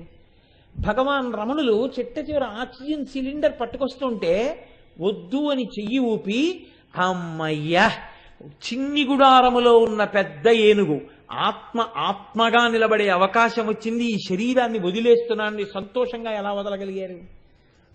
ఇవి ఏ కారణం చేత అటువైపు తిరిగాయో ఆ తిరిగినటువంటి క్షణం రెండో మాటు జన్మ వచ్చినట్టు. అవి రెండో మాటు పుట్టి స్థిరంగా నిలబడిన పళ్ళ లాంటివి. అవి అమ్మవారి పళ్ళు. లోకంలో పళ్ళు చాలా ఉండొచ్చు. ఎక్కడైనా మన ఇంట్లో ఏ శ్మశానంలోంచో ఏ కేకో ఎత్తుకొచ్చి ఓ 4 పళ్ళ వరుస ఉన్నటువంటి పళ్ళు తీసుకొచ్చి పడేసింది అనుకోండి, అయ్యో బాబోయ్ ఇంట్లో పళ్ళు పడ్డాయేమిటి అని చెప్పి వెంటనే మనం ఓ కర్రతోటో దేనితోటో బయటికి తోసేస్తాం. ఆ పళ్ళు ఈ పళ్ళు తినడానికి పనికొచ్చే పళ్ళు, పనికిమాలిన మాటలు మాట్లాడడానికి పనికొచ్చే పళ్ళు. ఆ పళ్ళు అటువంటి పళ్ళు కావు. అమ్మవారి యొక్క దంతములంటే ద్విజపంక్తి, లోకోద్ధరణ చేసేటటువంటి మహాపురుషులు ఏ జన్మ చిట్ట చివరి జన్మగా ఈ లోకంలో ప్రకాశించారో, ఏది అది చిట్ట చివరి జన్మయ్యి భగవత్తత్వాన్ని లోకమునకు అందచేశారో, ఆ జన్మలో వారు కొన్ని కోట్ల మందిని భగవంతుడి వైపుకి తిప్పగలిగారో, ఆ జన్మలే అమ్మవారి యొక్క దంతముల పంక్తిగా నిలబడి ఉన్నవారు. ఆ 32 పళ్ళే అంత గొప్పవి తప్ప అటువంటి స్థితిని పొందిన వారు వేల మీద లక్షల మీద ఉండరు, ఎక్కడో ఒక్కడుంటాడు. కాబట్టి ద్విజపంక్తి ద్వయోజ్వల కాదు. అమ్మవారి యొక్క పళ్ళు 32ంటిని మాతృకావర్ణములతో చెప్తారు. సంస్కృతంలో మాతృకావర్ణములు అని ఉన్నాయి. అవి 32. అ ఆ ఇ ఈ అ ఇ ఉ రు లు, క ఖ గ ఘ ఇఞ చ ఛ జ ఝ ఇణి ట ఠ డ ఢ న త థ ద ధ న ప ఫ బ భ మ స హ. అక్కడ వరకు ఈ 32ంటిని మాతృకావర్ణములని పిలుస్తారు. మిగిలిన ఏ అక్షరాలైనా ఈ మాతృకావర్ణాల్లోంచి పుడతాయి. ఏ ఉందనుకోండి 32లో ఉండదు, కానీ ఆ ప్లస్ ఈ ఏ, ఓ ఉందనుకోండి ఆ ప్లస్ ఉ ఓ, అలా వస్తాయి. అన్ని అక్షరాలు ఎందులోంచి వస్తాయంటే ఈ 32 అక్షరాల్లోంచి వస్తాయి. మొత్తం వాంగ్మయం ఎంత ఉందని మీరు అనుకుంటున్నారో ఆ వాంగ్మయం అంతా అమ్మవారి దంతాలి. ఇప్పుడు ఆ అక్షరాల్లోంచే వచ్చే పదాలన్నీ, ఆ పదాల్లోంచే వచ్చే వాక్యాలన్నీ. ఇప్పుడు ఈ పదములు, వాక్యములు, ఈ వాంగ్మయము, ఇదంతా ఏది ఉన్నదో అదంతా అమ్మవారి యొక్క దంత పంక్తియే. నీ పన్ను నువ్వు ఊడగొట్టుకుంటావా? ఊడగొట్టుకోవు. పళ్ళు శరీర పోషణకు ఎంతో అవసరం. పళ్ళు సరిగ్గా లేవనుకోండి, పదార్థాన్ని గట్టిగా నవిలి మింగలేడు. నవిలి మింగకపోతే ఏమవుతుందంటే శరీరం బలహీన పడిపోతుంది, జీర్ణం అవ్వదు సరిగ్గా, అందవలసినటువంటి పోషణ అందదు. అమ్మవారి యొక్క దంతపంక్తి ఏం చేస్తుందంటే ఈ లోకానికి కావలసినటువంటి ఆహారాన్ని అందిస్తుంది. ఏ ఆహారాన్ని అందిస్తుందో తెలుసా అండి? శరీర పోషణం చేసే ఆహారం కాదు. అవి ఆ పళ్ళు అంటే ఆ పుణ్యపురుషులు, ఆ మహాత్ములు, చిట్ట చివరి జన్మైన వారు ఆత్మల్ని పోషించడానికి కావలసినటువంటి వాటిని అందచేస్తారు. వారు గురువులై లోకమునందు నిలబడిపోతారు. అందుకే చూడండి, గురువు అన్న మాటకి యథార్థమైన అర్థం ఏమిటో తెలుసా అండి? అది గురువు వైపు నుంచి ఒకలా ప్రకాశిస్తుంది, శిష్యుడి వైపు నుంచి ఒకలా ప్రకాశిస్తుంది. శిష్యుడికి గురువు అనగా ఏమి? శిష్యుడికి గురువు అనగా గురి. రమణ మహర్షి మాటల్లో మా గురువు గారు చెప్పారు, అది అలా అవుతుందంతే. ఎక్కడ శిష్యుడి నమ్మకం ఉందో అక్కడ శిష్యుడికి గురుత్వం ఉంది. ఆయన అలా చెప్తారంతేనండి అన్నది ఎప్పటికీ శిష్యుడు కాడు. ఆయన అలా చెప్పారంటే మనం అనుష్ఠించడానికే. ఎవడు అనుష్ఠించాడో వాడికే ఆయన గురువు. శంకరాచార్యుల వారికి జగద్గురువు అన్న పదం ఎందుకు ఇచ్చారో తెలుసా అండి? పరమాచార్య చెప్తుండేవారు, జగద్గురువు అని ఎందుకు సంబోధిస్తారంటే కంచి పీఠాధిపతుల్ని కానీ శృంగేరి పీఠాధిపతుల్ని కానీ ఎందుకంటారు అంటే ఒక్కటే కారణం, ఆయన పక్కన కూర్చుని ఉండవలసిన అవసరం ఉండదు. ఆయన యందు నమ్మకం ఉంటుంది, ఆయన యందు విశ్వాసం ఉంటుంది. ఆయన చెప్తే నేను ఆ పని చెయ్యనంతే. ఆయన వద్దన్నారు, ఇప్పుడు ఆయన శరీరంతో ఉన్నారా లేదా? పరమాచార్య చూసి వచ్చారేంటి నేను చేస్తే? కాదు, పరమాచార్య అప్పుడు చెయ్యొద్దన్నారు, నేను ఇప్పుడు చేయన పని. ఇది విశ్వాసం, ఇది గురుత్వం. ఈ గురుత్వం ఎక్కడుందో అక్కడ ఆ గురువు రక్షిస్తూ ఉంటారు. శంకరాచార్య స్వామి వారిని నమ్మినవాడు అమెరికాలో ఉండొచ్చు, కానీ వాడు ఉద్ధరింపబడిపోతుంటాడు. ఆయన్ని నమ్ముకుని ఉద్ధరింపబడతాడు. ఒకడు పక్కనే ఉండొచ్చు, కానీ వాడు గురువు పక్కన తిరగడానికి పనికొచ్చాడు తప్ప గురువు గారు చెప్పిన దాన్ని అనుష్ఠించడానికి వాడు పనికి రాలేదు. అప్పుడు ఈయన గురుత్వం వాడి యందు ప్రకాశించదు. ఎందుకు ప్రకాశించదు అంటే ఒక్కటే కారణం, ఆయన అనుష్ఠించడు. ఆయనకి నిజమైన విశ్వాసం లేదు. ఎందుకు తిరుగుతాడు? ఏవో కారణాలు ఉంటాయి, వాటికి తిరుగుతుంటారు, రకరకాల కారణాలు. అందుకుని శిష్యుడంతే తప్ప నిజంగా ఎవరు గురువు చెప్పినది పాటిస్తారో వాడే శిష్యుడు. రెండోది చూడండి, గురువు వైపు నుంచి శిష్యుడికి గురువు ఎలాగా అంటే, గురువు వెళ్ళి సేవ చెయ్యడం అన్నది ఉండదు. అందుకే సనాతన ధర్మంలో మీరు నన్ను క్షమించగలిగితే మీకు ఒక మాట చెప్తా. సనాతన ధర్మంలో శంకరాచార్యుల వారు ఎప్పుడూ హాస్పిటళ్లు కట్టించలేదు. మీరు బాగా ఆలోచించండి. శంకరాచార్యుల వారు తలుచుకుంటే ఆ రోజుల్లో వైద్యులు లేరా అండి? హాస్పిటల్స్ కట్టించలేరా? శంకరాచార్యుల వారు తలుచుకుంటే ఓ ట్రస్ట్ పెట్టి పేద పిల్లలకి చదువు చెప్పిస్తాను ఇలాంటివి చేయలేరా? శంకరాచార్యుల వారు చెయ్యలేదు. ఎందుకు చేయలేదో తెలుసా అండి? గురువు పని ఆత్మోద్ధరణం ఒక్కటే. ఆత్మని ఉద్ధరించడమే, నిన్ను ఆత్మగా నిలబెట్టడమే, అంతే. నిన్ను ఆత్మగా నిలబెట్టడానికి గురువు ఏం చేస్తాడు? ఒక్కటే సాధనం గురువుకి, తన వాక్కు.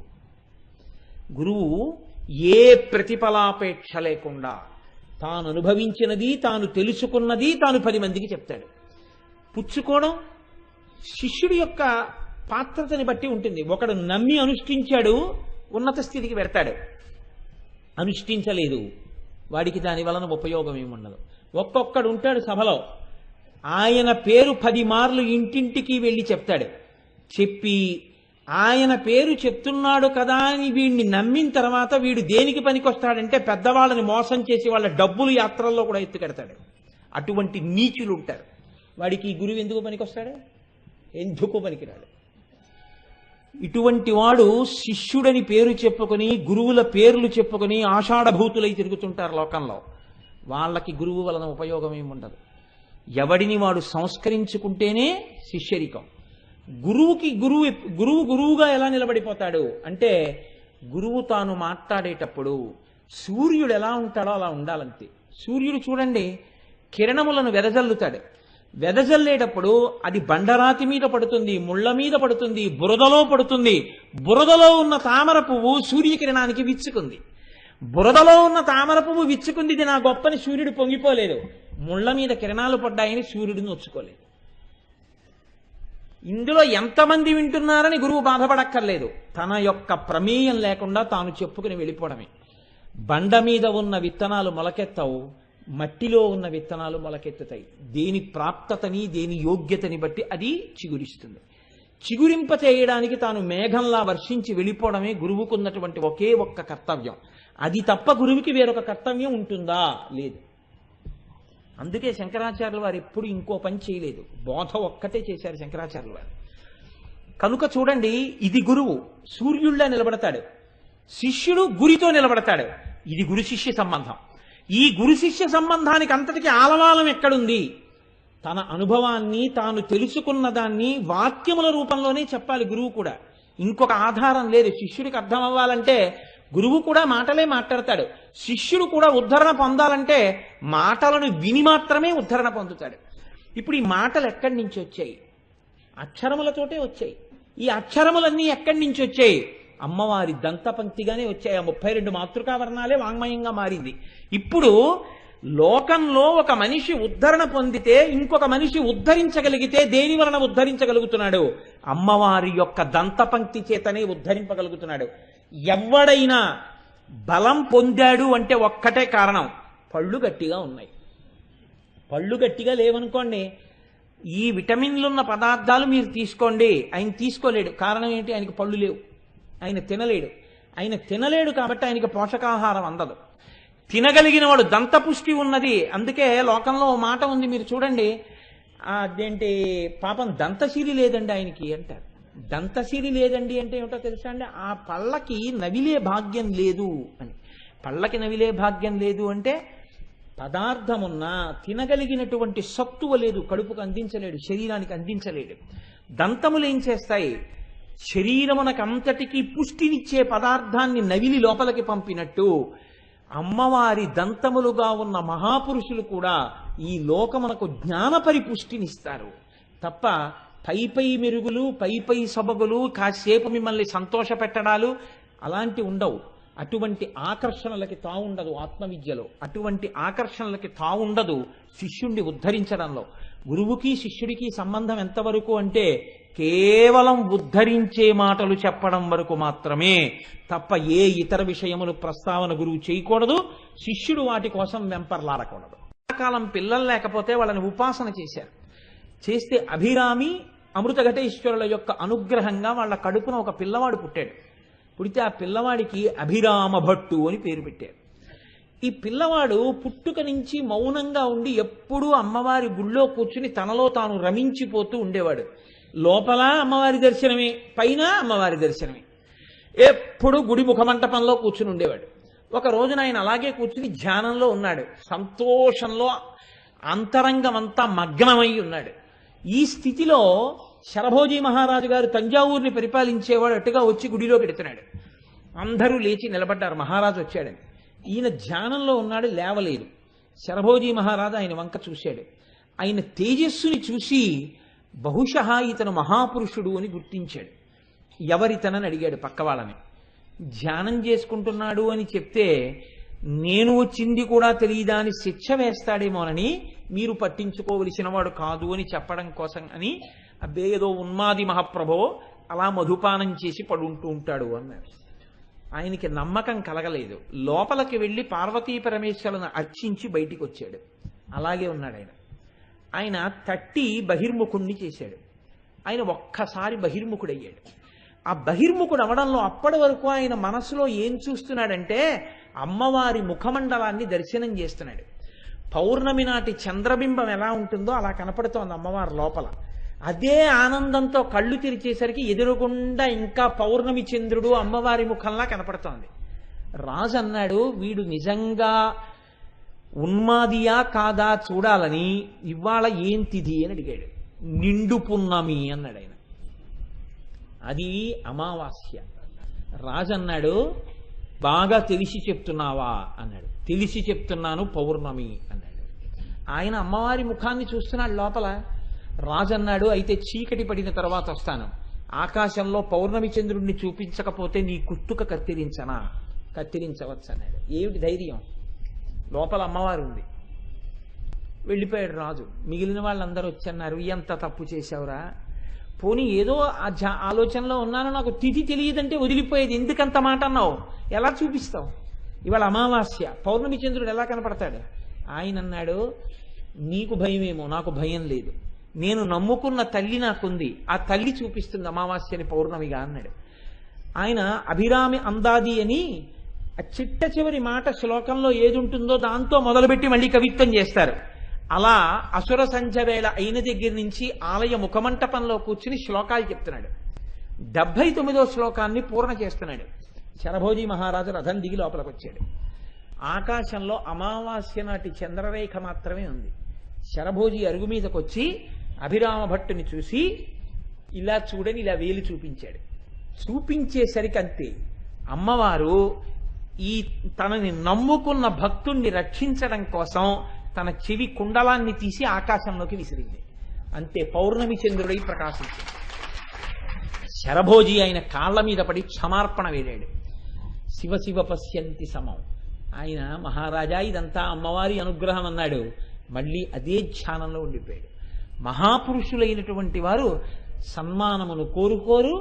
వారికి ఏదైనా ఇబ్బంది వచ్చినా ఈశ్వరుణ్ణి నమ్ముకుని జీవించేస్తుంటారు. అటువంటి స్థితిని పొందగలిగినటువంటి వారెవరున్నారో వారందరూ కూడా అమ్మవారి యొక్క ఆ దంతపంక్తిగా ప్రకాశించిన వారు. అందుకే నేను తరచూ ఒక మాట చెప్తుంటాను, మిగిలిన దేశాలకి గొప్పతనం ఎక్కడి నుంచి వచ్చింది అంటే అక్కడ ఒక ప్రాజెక్ట్ ఉంది కాబట్టి, ఒక వాటర్ ఫాల్ ఉంది కాబట్టి, లేకపోతే ఏదో ఒక పెద్ద సౌధం ఉంది కాబట్టి, లేకపోతే ఏదో ఒక విగ్రహం ఉంది కాబట్టి అక్కడ పేరు వచ్చి ఉండొచ్చు. భారతదేశానికి పేరు ఎందుకు వచ్చింది? మహాపురుషులు ఈ గడ్డ మీద పుట్టి తిరిగారు కాబట్టి వచ్చింది. ఈ గడ్డకి గొప్పతనం ఎక్కడి నుంచి వచ్చిందంటే శంకరాచార్యులు వారు పుట్టబట్టి. పోప్ జాన్ పాల్ II భారతదేశ పర్యటనకు వచ్చి బాంబేలో విమానం ఆగినప్పుడు ల్యాడర్ వేస్తే దాని మించి కిందకి దిగి ఆఖరి మెట్టు దగ్గరికి వచ్చి భారత గడ్డ మీద కాలు పెట్టకుండా ఆ మట్టిని గుప్పెటతో తీసి కళ్ళకద్దుకుని తల మీద కొంచెం వేసుకుని నమస్కారం చేసి కాలు పెట్టాడు. కొన్ని వేల మంది విలేకరులు ఉన్నారు. మీరు ఎందుకు కాలు పెట్టలేదని అడిగారు. ఎవరినో తెలుసా అండి? ప్రపంచ క్రైస్తవ మతాధిపతి పోప్ జాన్ పాల్ II. అడిగితే ఆయన అన్నాడు, ఇక్కడ భగవద్గీత పుట్టింది, ఇక్కడ త్రివేణీ సంగమం ఉంది, ఇక్కడ మహాపురుషులు పుట్టారు, సనాతన ధర్మమునకు ఆలవాలము, మోక్ష విద్య గరపిన భూమి, దీన్ని నా కాల్తో తొక్కే అధికారం నాకు లేదు, మట్టి పట్టి నమస్కరించి దిగాను. అది ఈ జాతి వైభవం. అటువంటి గడ్డ మీద పుట్టిన వాళ్ళం, సనాతనమైనటువంటి ధర్మమునందు పుట్టిన వాళ్ళం. విలువ తెలుసుకున్నవాడు తండ్రికి కొడుకుగా ఉంటాడు, తెలుసుకోలేనివాడు ఒకనాటికి తెలుసుకుంటాడు. తెలుసుకున్న వాళ్ళని సంతోషంగా మాట్లాడు, తెలుసుకోని వాళ్ళ గురించి నీకెందుకు బాధ? కనుక అంత గొప్ప జాతి. కాబట్టి ఇక్కడ పేరు ప్రఖ్యాతులు దేనివల్ల వచ్చాయి? అమ్మవారి యొక్క దంతపంక్తిగా ఎవరున్నారో అటువంటి మహాపురుషుల వల్ల మాత్రమే ఇక్కడ పేరు ప్రఖ్యాతులు వచ్చాయి. అమ్మవారి అనుగ్రహం అంటే, అమ్మవారి పళ్ళెవడం అంటే ఏమిటో తెలుసా అండి? అమ్మవారి అనుగ్రహంతో ఆ స్థితిని పొందడం. అందుకే ఆ స్థితిని పొందిన వారికి వెనకనున్న నేపథ్యాన్ని మీరు చూస్తే వీరు ఇంతటి వారవడానికి కారణమేమి అంటే మీకు దొరకదు. మీకు బాహ్య విచారణ చేత ఈ ప్రజ్ఞ ఆయన యందు ఎలా ప్రకాశించింది అని అడిగారు అనుకోండి, దానికి మీకు హేతువు దొరకదు. అలా దొరకకపోవడం వెనక ఈ అమ్మవారి యొక్క అనుగ్రహం ఉంది. అది అమ్మవారి పళ్ళు అవ్వడం అంటే. మీకు నేను ఒక ఉదాహరణ చెప్తాను. అఖిలాండేశ్వరి అమ్మవారి ఆలయం ఉంది జంబుకేశ్వరంలో. అమ్మవారు ఇప్పటికీ తిరుగుతుంది దేవాలయ ప్రాంగణంలో. ఒకానొకప్పుడు వరదన్ అనబడేటటువంటి ఒక వ్యక్తి వైష్ణవ సంప్రదాయంలో ఉండేవాడు. ఆయన కానీ వంటలు చాలా బాగా చేసేవాడు. ఆయన అఖిలాండేశ్వరి అమ్మవారి ఆలయంలో వంటలు చేయడం కోసమని వినియోగింపబడ్డాడు. ఆ గుళ్ళోనే ఒక పరిచారిక ఉండేది, ఆవిడ పేరు మోహనాంగి. ఈ వరదన్ ఆ మోహనాంగిని వివాహం చేసుకోవాలనుకున్నాడు. ఆవిడంది, నేను పరమశైవ సంప్రదాయములకు చెందినదాన్ని, నేను ఒక శైవుడికి భార్య కావాలి అని కోరుకున్నాను, అందుకు నువ్వు శైవమతం స్వీకరిస్తే నేను నిన్ను వివాహం చేసుకుంటానని. ఆయన ఈ మోహనాంగి కోసమని శైవమత స్వీకారం చేశాడు. భక్తితో చేయలేదు. శైవమత స్వీకారం చేసి అంత భక్తితో ఆ శ్లోకాలు చదువుకుంటూ అమ్మవారికి నైవేద్యం తయారు చేసేవాడు. ఒకానొక రోజున అందరూ వెళ్ళిపోయారు గుళ్ళో. ఇతను వంట పాత్రలన్నీ కడుక్కుంటూ వంటశాలలో ఉన్నాడు. అమ్మవారు గజ్జలు గల్లు గల్లు గల్లు అంటూ లోపలికి వచ్చింది.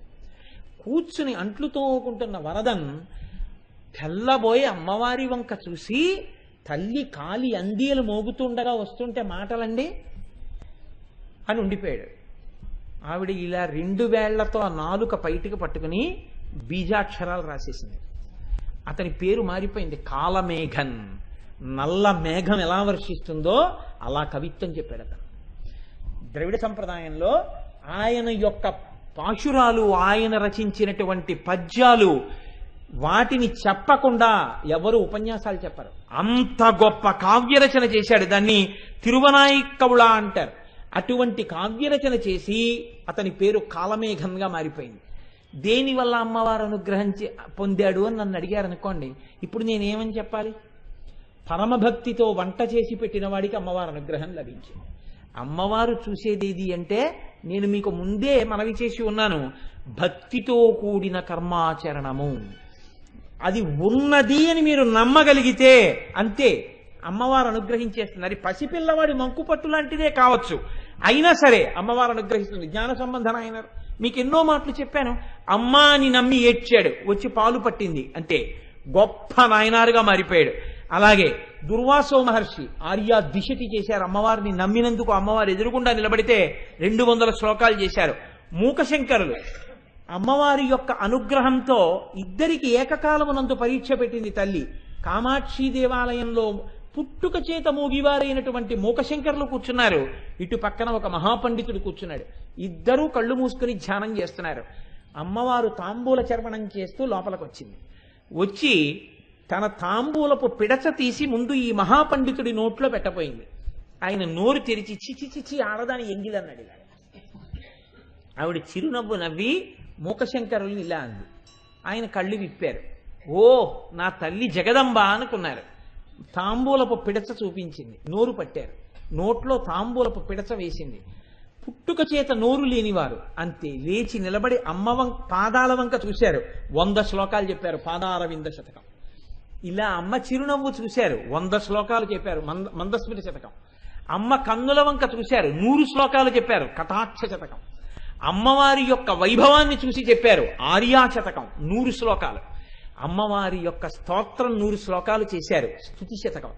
500 శ్లోకాలు చెప్పేసిన తర్వాత ఆయనకి అలసట వచ్చింది, ఆగారు. అమ్మవారు సంతోషించింది, నీకేం కావాలండి, నా వాక్కు తీసేయండి. అదేమంది, చాలు, మాటలు లేని వాడికి మాటనిచ్చావు, 500 శ్లోకాలు చెప్పాను అమ్మా, ఇంకా వద్దమ్మా, ఇంకేం మాట్లాడతానో, నోరుంటే మాట తీసేయమ్మా అన్నారు. వారు మూకశంకరులై మన గోదావరి నదీ తీరంలోనే సిద్ధి పొందారు. వారు కాంచీ పీఠాధిపతులయ్యారు కొంతకాలం. కాబట్టి అమ్మవారి అనుగ్రహంతో మూకశంకరులు ఇచ్చినటువంటి శ్లోకాలు ఇప్పటికీ కూడా ఎవరైనా మనస్సు అశాంతితో ఉన్నా, లేకపోతే పీఠాధిపత్యం వైపుకు వెళ్ళవలసిన వాడైనా, గొప్ప జ్ఞానాన్ని కోరుకున్నవాడైనా, చంద్రశేఖర పరమాచార్య ఏం చెప్పేవారంటే తరచూ కామాక్షి గుళ్ళోకి పోయి మూక పంచశతి చదువుకో అనేవారు. ఆ మూక పంచశతి అంత శక్తివంతం. మూక పంచశతి శ్లోకం నోట్లోంచి పలికితే అమ్మవారి అనుగ్రహం ఉంటేనే పలుకుతారని గుర్తు. అంత శక్తివంతం. ఎందుకంటే అమ్మవారే శక్తిగా మారి ఆయనలోకి వెళ్ళి ఆయనలోంచి వాక్కుగా పైకొచ్చింది. కాబట్టి మూకశంకరులు ఆ స్థితిని పొందారు. పోతన గారు అసలు చెప్పవలసిందే ఉంది. అమ్మలగన్నయమ్మ ముగురమ్మల మూలపుటమ్మ చాలా పెద్దమ్మ సురారులమ్మ కడుపారడి బుచ్చినయమ్మ తన్ను లోనమ్మిన వెల్పుటమ్మల మనంబున ఉండెడియమ్మ దుర్గమాయమ్మ కృపాబ్ధినిచ్చుట మహత్వ కవిత్వ పటుత్వ సంపదలు. అమ్మవారిని స్తోత్రం చేశారు కాబట్టి ఆ ఘంటం అలా పరిగెత్తింది. 12 స్కంధాల భాగవతం సంస్కృతంలో చదివితే ఎంత ఫలితమో, రుక్మిణీ కళ్యాణం తెలుగులో చదివితే అంత ఫలితం. గజేంద్రమోక్షం సంస్కృత శ్లోకాలు చదివితే ఎంత ఫలితమో, తెలుగులో చదివితే అంత ఫలితం. ఇంకా ఆశ్చర్యం, పోతన గారి ఘంటం ఎక్కడాగిపోయిందో అక్కడ రామచంద్రమూర్తి వచ్చి పూర్తి చేశారు గజేంద్రమోక్షం. అంత స్థితి ఎక్కడి నుంచి వచ్చింది? అమ్మవారి అనుగ్రహం. అందుకే ఆయన అంటారు, శారదనీరదెందు ఘనసార పటీర మరాళ మల్లికాహార తుషార ఫేన రజతాచలకాశ పణీష కుంద మందార సుధాపయోధిసిత తామర సామర వాహిని శుభాకారత నొప్పు నిన్ను మది కనగనెన్నడు కల్గు భారతి అన్నారు.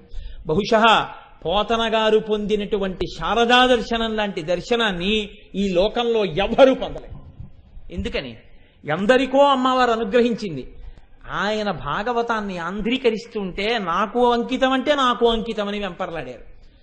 ఒకానొక నాడు ఏమీ మాట్లాడలేదంతే. ఆయన అంకితం ఇస్తావా అంటే విసిగిపోయి ఇంకా వాదించలేక ఏమీ అనకుండా వెళ్ళి పడుకున్నారు.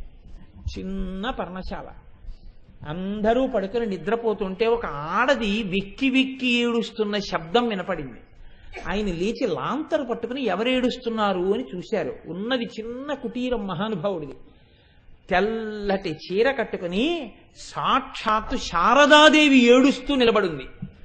కాటుక కంటి నీరు చనుకట్టు పయింపడ ఏలయేక్షదో కైటబరాజు మర్దనుని గాదిలి కోడవా ఓ మదంబ ఓ హాటకు గర్భురాని నిన్నాకటికుని పోయి అల కర్ణాటకిరాత కీచకులకు అమ్మను త్రిశుద్ధిగా నమ్ము భారతి. అమ్మా, నిన్ను పట్టుకెళ్లి కర్ణాటకిరాత కీచకులకు అమ్మనమ్మ, రామచంద్రమూర్తికి అంకితం ఇస్తానమ్మా అని చెప్పారు. కళ్ళు తుడుచుకుని శారదాదేవి అంతర్ధానమైంది. పోతన గారిని అమ్మవారు అలా అనుగ్రహించింది. అందుకే తెలుగు భాషకి, తెలుగు జాతికి సబగులద్దిన మహాపురుషుడుగా పోతన గారు నిలబడిపోయారు. అమ్మవారి యొక్క దంతపంక్తిలో ఒకరుగా ప్రకాశించాడు మహానుభావుడు. ఇవి అమ్మవారి పళ్ళంటే. వాళ్ళ పేర్లు ఎత్తితే చాలు అమ్మవారు పొంగిపోతుంది. సభలో ఎవరు ఉన్నారో వాళ్ళందరికీ అమ్మవారి అనుగ్రహం కలుగుతుంది ఆ పేర్లు విన్నంత మాత్రం చేత. కాబట్టి చూడండి, ఆయన అంటారు, అంబ నవాంబుజోజ్వల కరంబుజ శారద చంద్రచంద్రికాడంబర చారుమూర్తి ప్రకటస్ఫుట భూషణ రత్నదీపికా చుంబిత దిగ్విభాగ శృతి సూక్తి వివిక్త నిజ ప్రభావ భావాంబర వీధి విశ్రుత విహారినను కృపచూడు భారతి అంటారు పోతన గారు భాగవతం చేస్తూ. అమ్మా, అనుగ్రహించి నాకు ఆ శృతిబద్ధమైన జ్ఞానాన్ని ఇచ్చి ఈ భాగవతాన్ని ఆంధ్రీకరించేటటువంటి శక్తిని నాకు కల్పించమ్మా అన్నారు. అమ్మవారి అనుగ్రహాన్ని పొందిన వాళ్ళు ఏ కారణాలకి పొందారు అని అడిగారు అనుకోండి, ఈ కారణానికి పొందారు అని చెప్పడం కూడా చాలా కష్టం. ఎందుకో తెలుసా అండి? కాళిదాస మహాకవి ఏ కారణం చేత పొందాడు అని నన్ను అడిగారు అనుకోండి, విశ్వాసంతో పొందాడు అనాలంతే. ఎందుకు పొందాడు?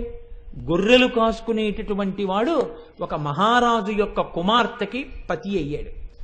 అయిన తరువాత మొట్టమొదటి రోజు రాత్రి ఆయన యొక్క నిజస్వరూపం తెలిసిపోయింది, అక్షరం ముక్క రానివాడని. చీకటి పడిపోయింది. ఆ రాజకుమార్తె అంది, ఇంతటి నిరక్షర కుచ్చివి, మా తండ్రి బాధపడతాడు నువ్వు అల్లుడు అని తెలిస్తే, నా మీద పగబట్టిన గురువు నిన్ను నాకు భర్తని చేశాడు, బెంగ పెట్టుకోకు. ఈ ఉజ్జయిని నగరంలో రాత్రంతా నగర సంచారం చేసి తెల్లవారే వేళ కాళికాదేవి గుళ్ళోకి వస్తుంది. నువ్వు వెళ్ళి గుళ్ళో కూర్చుని తలుపులేసి కూర్చో. ఆయనకున్నది మొండితనం.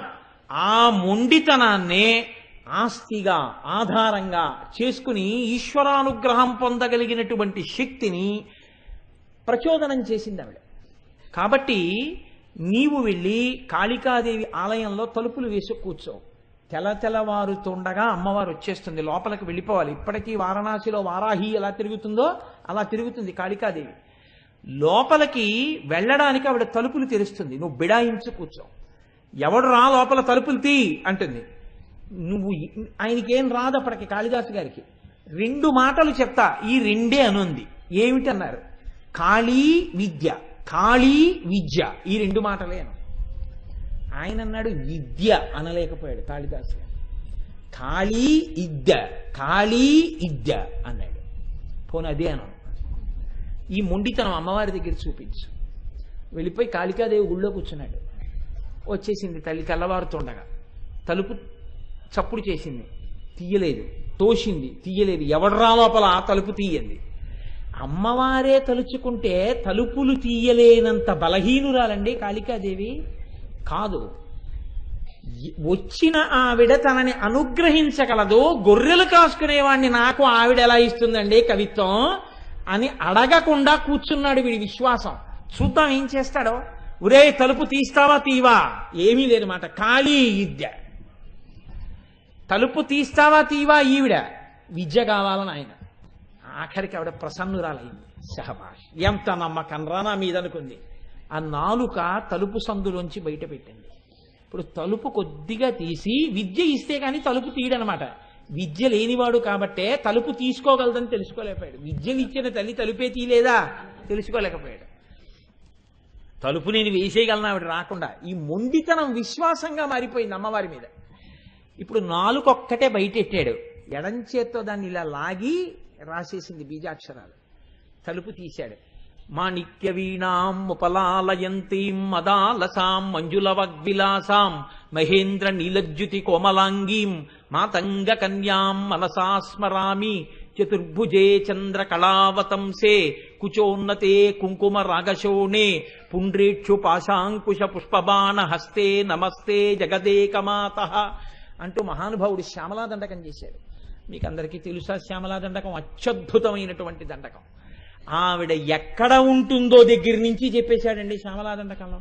జై జననీ సుధా సముద్రంత హృజ్జన్మ నిద్వీప సంరూఢ బిల్వాటవీ మధ్యకల్పద్రుమాకల్ప కాదంబ కాంతార వాసప్రియే కృత్తి వాసప్రియే సర్వలోకప్రియే సాదరారబ్ధ సంగీత సంభావనా సంభ్రమాలోక నీపస్రగాబద్ధ చూలీచనాధత్రికే సానుమత్పుత్రికే శేఖరీభూత సీతాంశురే కామయూఖావళీనగ్ధ స్నిగ్ధ నీలాలక శ్రేణి శృంగారితే లోక సంభావితే కామలీలాధనుస్సన్ని భభ్రుల్లతా పుష్ప సందోహ సందేహ కృణాసికామౌక్తికే చారు గోరోచనా పంక కేళీ లలామాభిరామే సురామే రమే ప్రోల్ల సద్వాలికాముక్తిక శ్రేణికాకుండల నీలికాకుండలో మండితోద్భాసి గండస్థలం యస్త కస్తూరికా పత్రరేఖా సముద్భూత సౌరభ్య సాంద్రీభవన్మంద్ర తాంత్రీశ్వరే భాస్వరే వల్లకీ వాదన ప్రక్రియాలోల తాళీ దశాబద్ధ తాటంక భూషా విశేషాన్వితే సిద్ధ సన్మాన్వితే అని పెద్ద దండకం జరిపి సర్వమంత్రాత్మికే సర్వయంత్రాత్మికే సర్వచక్రాత్మికే పాహిమాం పాహిమాం పాహిమాం దేవి తుభ్యం నమో దేవి తుభ్యం నమో దేవి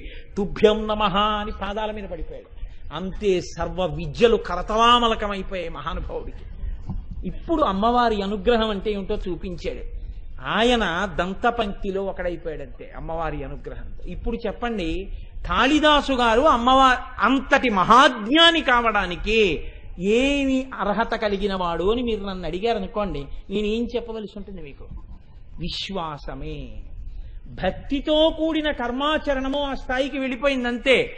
ఆ రోజులలో ఆశ్చర్యం అండి, ఆయన పేరే కాళిదాసు అయిపోయిందంతే, ఇంకో పేరు లేదు ఆయనకి, ఆయన పేరే కాళిదాసు. మహానుభావుడు ఉజ్జయిని రాజ్యంలోకి వెళ్ళి ధారానగరానికి వెళ్ళారు, భోజరాజు గారు పరిపాలిస్తున్న చోటకి. భోజరాజు గారి ఆస్థానంలో ఏకసంతాగ్రాహి, ద్విసంతాగ్రాహి, త్రిసంతాగ్రాహి అని ముగ్గురు ఉండేవారు. ఒక్క మాట పద్యం చెప్తే ఏకసంతాగ్రాహి గ్రహించి చదివేస్తాడు. చెప్పిన ఆయన ఏకసంతాగ్రాహి చదివితే 2 మాటలు విని ద్విసంతాగ్రాహి చదువుతాడు. ద్విసంతాగ్రాహి ఏకసంతాగ్రాహి చదివిన వాడిది విని త్రిసంతాగ్రాహి చదువుతాడు. వీళ్ళు ముగ్గురు చదివి అంటారు, వాడి సొంత కవిత్వం కాదు మహాప్రభో, ఎక్కడో ఉన్నదే వీడు చదివాడంటారు. రాజు శిక్ష వేసి పంపిస్తుండేవాడు. ఏ కవిని భోజరాజు దగ్గరికి రానిచ్చేవారు కాదు. కాళిదాసు గారు అమ్మవారి అనుగ్రహంతో కనిపెట్టారు, వీళ్ళు భోజరాజు దగ్గరికి కవుల్ని చేరనివ్వట్లేదు అని. ఏమీ తెలియని వారిలా వెళ్ళారు వీళ్ళ దగ్గరికి. వెళ్ళి, అయ్యా నేను పేద బ్రాహ్మణుండండి, ఏమి ఐశ్వర్యం లేదు, భోజరాజు గారి దర్శనం చేయిస్తే ఓ శ్లోకం చెప్తాను, దానివల్ల నాకేమన్నా 4 రూకలు ఇస్తాడనుకుంటున్నాను, తప్పకుండా చేయిస్తాం, కానీ నీకేమొచ్చో శ్లోకం చెప్పు అన్నారు. ఆయన అన్నాడు, అస్థివద్ బకవచ్చైవ చల్లవత్ తెల్ల కుక్కవత్ రాజతే భోజతే కీర్తి పునఃసన్యాసిదంతవత్ అన్నాడు. భోజరాజు గారి కీర్తి ఎలా ప్రకాశిస్తోందో తెలుసా?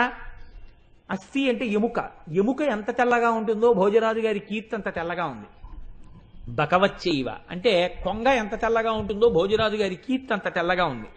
చల్ల అంటే మజ్జిగ ఎంత తెల్లగా ఉంటుందో అంత తెల్లగా ఉంది. తెల్ల కుక్కవత్, తెల్ల కుక్క ఎలా ఉంటుందో అంత తెల్లగా ఉంది. రాజతే భోజతే కీర్తి పునఃసన్యాసి దంతవత్, సన్యాసి దంతాలు ఎంత తెల్లగా ఉంటాయో అంత తెల్లగా ఆయన కీర్తి ఉంది. దానికి వివరణ మాత్రం నన్ను అడక్కండి, లేనిపోని గొడవ. కాబట్టి పునఃసన్యాసి దంతవత్, సన్యాసి దంతాలంత తెల్లగా ఆయన కీర్తి ప్రకాశిస్తోంది అన్నారు. ఇప్పుడు ఈ శ్లోకం విని వీళ్ళు అనుకున్నారు, ఇంత చేతకాని కవులున్నారు లోకంలో అనుకుంటాడు రాజు, వీడిని తీసుకెడదాం అనుకున్నాడు. ఈయన ఆ కవులు మాట్లాడుతున్నప్పుడు కనిపెట్టారు, ఏకసంతాగ్రాహికి కొద్దిగా నత్తి ఉంది, టకారం డకారం మకారం నకారం పలకదు, బాగుందనుకున్నారు. మర్నాడు రావయ్యా తీసుకెడతాం భోజరాజు గారి దగ్గరికి అన్నారు. తీసుకెళ్లారు భోజరాజు గారి దగ్గరికి, తీసుకెళ్లి కూర్చోపెట్టారు. ఈయన ఒక కవిటండి, మీకు ఏదో శ్లోకం చెప్తాట అన్నారు. ఏది చెప్పమన్నారు భోజరాజు గారు. ఏకసంతాగ్రాహి తిరిగి చెప్పే అవకాశం లేని పద్యం చెప్పాలి, అటువంటి శ్లోకం చెప్తే నత్యున్నవాడు మళ్ళీ పలకలేడు. కాబట్టి ఇప్పుడు కాళిదాసు గారు అన్నారు, షజ్జామజ్జకరాజ్య వీజ్య వసుధాజ్యాలాంశ్చమజ్జాకిరే జిట్కేట్కిక్కి ధరే ధరే ఖణఖణా ఖజ్జూర విడ్రభ్రమ లుఢ్రం లుఢ్భ్రమ లుఢ్భ్ర లుఢ్భ్ర యుదపాడ్రడ్రడ్డస్తథా పాదౌటేటి పటేటిటేటిటుర సత్ప్రఖ్యాతి సత్యాదయ అన్నారు. అందులో ప్రారంభమే జకారం. షజ్జామజ్జకరజ్జవీజ్య వసుధాజ్యాలాంశ్చమజ్జాకిరేట్కిక్కేట్కిక్కి ధరే ఖణఖణా చాజ్యూల లుఢ్రం భ్రమ. ఈ మాట అనేటప్పటికీ వాడు అదిరిపోయాడు ఏకసంతాగ్రహం. ఇదేమిట్రో ఈ జకారాలు ఏమిటి, ఈ అల్లరేమిటి, ఈ శ్లోకం ఏమిటి, పాదౌటేటి పటేటిటేటి టకారం ఏది పలకదు, అలా ఉండిపోయాడు. ఇదేమిటి నిన్న చెప్పిన శ్లోకం ఏం వాళ్ళు చెప్పట్లేదు ఏమిటి. ఇప్పుడు ఇది వినగానే భోజరాజు గారు తూర్పు దిక్కుకున్నవారు ఠక్కని దక్షిణానికి తిరిగారు. ఇలాంటివి ఇంకొక 3 శ్లోకాలు చెప్పారు. 3 దిక్కులు తిరిగి 4 దిక్కుల రాజ్యం నీకు ధారపోసేస్తున్నాను అన్నారు. ఇప్పుడు ఆయన తన ప్రజ్ఞ చెప్పాడు. మహారాజశ్రీమన్ జగతి యశసాతే ధవళితే పయఃపారావారం పరమ పురుషోయం మృగజతే కపర్దీ కైలాసం కరివరమ భౌమం కులిశభృత్ కళానాథం రాహు కమల భవనో హంసమధునా అన్నారు. మహారాజా, మీ కీర్తి ఎంత తెల్లగా ప్రకాశిస్తోందో తెలుసా? మీ కీర్తి విపరీతమైన చల్లతనంతో ప్రకాశించేయడం వల్ల బ్రహ్మగారికి తన హంసవాహనం కనపడ్డం మానేసింది, వెతుక్కుంటున్నాడు, తెలుపులో కలిసిపోయింది. శ్రీ మహావిష్ణువు పడుకుందామంటే పాలసముద్రం కనబట్టలేదు, వెతుక్కుంటున్నాడు. పరమశివుడు తన ఇంటికి తాను ఎడదామంటే కైలాస పర్వతం కనపట్టలేదు, వెతుక్కుంటున్నాడు. గ్రహణం రోజున రాహువు చంద్రుణ్ణి పట్టుకుందామంటే కనపట్టలేదు, ఈ తెలుపులో కలిసిపోయింది, వెతుక్కుంటున్నాడు. నీ తెలుపు వాళ్ళ త్రిలోకాధిపతుల యొక్క స్థావరాలు కనబడకుండా చేసేసింది, అంత తెల్లతనంతో ప్రకాశిస్తోంది నీ కీర్తి అన్నారు. అనేటప్పటికీ పరమ సంతోషపడిపోయి అప్పుడు కాళిదాసు గారు వీళ్ళ ముగ్గురి యొక్క ఆగడములను బయటపెట్టారు. అప్పుడు వీళ్ళ ముగ్గురిని సంస్థానంలోంచి బయటికి పంపించి కాళిదాసు గారిని తీసుకొచ్చి ఆస్థాన కవిగా వేశాక ఎందరో కవులకు భోజరాజు దర్శనం చేయించారు మహానుభావుడు. అమ్మవారి అనుగ్రహంతో అవతల వారి మనస్సులో ఉన్నటువంటి విషయాలను గ్రహించి చెప్పగలిగిన శక్తి ఉండేది కాళిదాసు గారికి. ఆయన వినక్కర్లేదు. అది ఆయన శక్తి అంటే. మీకు నేను ఒక విషయాన్ని మనవి చేస్తాను. ఆ సంతోషానికి కాళిదాస్ ఒకడు ప్రకాశిస్తున్నాడంటే ఏడిచేవాళ్ళు చాలా మంది ఉంటారు లోకంలో. కాబట్టి అయ్యో వాడేం చేస్తున్నాడు, పోనీ మనం చేద్దామని ఉండదు, వాడిని ఎలా పాడు చేద్దామని చూసేవాళ్ళు ఎక్కువ. కాబట్టి కాళిదాసు గారికి భోజరాజు గారి దగ్గర ప్రాపకం ఎక్కువైపోతోంది. భోజరాజు గారి దగ్గర కాళిదాసు గారిని ఎలా పాడు చేయాలి. నేను ఆయన దగ్గరికి వెళ్ళి అన్నారు, మీకు తెలియని విషయం కాదు, ఆయన సానివాడలకు తిరుగుతూ ఉంటాడు. ఇప్పుడు కొత్తగా చేపలు కూడా తింటున్నాడు మహాప్రభు. అంటే ఈ మాట చెప్పగానే ఒకటి భోజరాజుకి తెలుసు. కాబట్టి చేపలు కూడా తింటున్నాడు బ్రాహ్మణుడయ్యుండి అంటే శిక్ష వేస్తాడనుకుని చెప్పారు. భోజరాజు నవ్వి అన్నారు, ఈ మాట చేపలు కొనుక్కెడుతుండగా కాళిదాసును పట్టుకుని తీసుకురండి, శిక్ష వేస్తానన్నారు. అక్కడ లేరు కాళిదాసు గారు, కానీ ఆయన అన్నీ తెలుసుకోగలడు కాళికాదేవి అనుగ్రహంతో. తన మీద మిగిలిన కవులు చాడీలు చెప్పిన విషయం తెలుసుకుని మర్నాడు ఉదయమే అలా వెళ్ళి శాకాహారం అమ్మే కొట్టులోకి వెళ్లకుండా మాంసాహారం అమ్మే కొట్టు దగ్గరికి వెళ్ళి పెద్ద పెద్ద చేపలు 4 కొనుక్కుని నీళ్లు కారుతున్న చేపల్ని చంకలో పెట్టుకుని వెళ్ళిపోతున్నారు రోడ్డు మీద. ఆ చేపలు తోకలు ఇలా ఆడిస్తున్నాయి, నీళ్లు కారుతున్నాయి. ఆయన్ని పట్టుకుని ఈ మిగిలిన కవులు భోజరాజు గారి యొక్క సమక్షానికి తీసుకెళ్లారు. మహాప్రభువు తప్పు చేస్తుండగా పట్టరమన్నారు, చేపలు పట్టుకెడుతుండగా తీసుకొచ్చాం, అదిగో చంకలో చేపలు అన్నారు. తెలియని వాడిలా భోజరాజు అన్నారు, కక్షేకిం తవ, చంకలో ఏం పెట్టుకొచ్చావు కాళిదాసు అన్నారు. అంటే ఆయన అన్నాడు, పుస్తకం పట్టుకొచ్చాను. ఓహో, పుస్తకం పట్టుకొచ్చావా, కిముదకం, అందులోంచి నీళ్లు కారుతున్నాయే ఏమిటి అన్నారు. కావ్యార్థసారోదకం, అది ఆ పుస్తకం మహాకావ్యం, ఆ కావ్యం యొక్క సారం అలా కారుతోందన్నారు. ఓహో, అంత గొప్పదే. గంధం కిం, మంచి వాసన కూడా వస్తుంది, ఏమిటి ఆ వాసన అంటే ఆయన అన్నారు, ఘనరామ రావణ మహాసంగ్రామ రంగోద్భవ, రామరావణ సంగ్రామం అయినప్పుడు అక్కడ ఉన్న ధూళి పైకి లేచిందయా వాసన మహారాజాది అన్నారు. ఓహో, పుచ్చక్కిం, మరి ఏదో తోక కనపడుతోందే వెనక్కి, అదేమిటన్నారు. ఘనతాళ పత్ర లిఖితం, చాలా పెద్ద తాటాకు గ్రంథం ఇది, అందుకని తోక కనపడుతోంది నీకన్నారు. ఓహో, కిం పుస్తకం హే కవే, ఏం పుస్తకమో అది అంటే రాజన్ భూసుర దైవతైశ్చ పఠితం రామాయణం పుస్తకం, రాజులు బ్రాహ్మణులు అందరూ చదివేటటువంటి పుస్తకం లోకంలో ఏదో ఆ రామాయణం నా చంకలో ఉందన్నారు. అలాగా ఇలా అన్నారు భోజరాజు గారు. ఇలా తీసి అక్కడ పెట్టాడు, అది రామాయణ గ్రంథంగా మారిపోయింది. చాడీలు చెప్పినటువంటి వాళ్ళ కళ్ళు బైర్లు కమ్మాయి. అది కాళిదాసు గారంటే. అందుకే ఇప్పటికీ మహాపురుషులు కూడా కాళిదాసు గారి మేఘ సందేశం, కాళిదాసు గారి అభిజ్ఞాన శాకుంతలం, కాళిదాసు గారి రఘువంశం, మల్లినాథ సూరంతటి వాడు రఘువంశానికి వ్యాఖ్యానం రాసుకున్నారు. కాబట్టి ఆ మహాపురుషుడు చెప్పినటువంటి మాటల్ని ఇప్పటికీ కూడా అన్వయం చేస్తారు. చంద్రశేఖర పరమాచార్య స్వామి వంటి మహాపురుషుడు కూడా కాళిదాసు గారు చెప్పినటువంటి విషయాల్ని ఎన్నింటినో తన అనుగ్రహ భాషణాల్లోకి అన్వయం చేసేవారు. అంతటి మహాకవి అయి ప్రకాశించారంటే ఆయన నోటి వెంట వచ్చినది సత్యమైపోయేది. ఆఖరణ అదే భోజరాజు గారి మరణానికి కారణమైంది, మళ్ళీ భోజరాజు గారిని పుట్టించడానికి కారణమైంది, ఆఖరికి ఇద్దరు చంపూరామాయణం విని తరించడానికి కారణమైంది. కాబట్టి అటువంటి కాళిదాసు గారు లోకంలో ఆవిర్భవించారంటే అమ్మవారి దంత పంక్తి, అది ఆవిడ యొక్క అనుగ్రహం.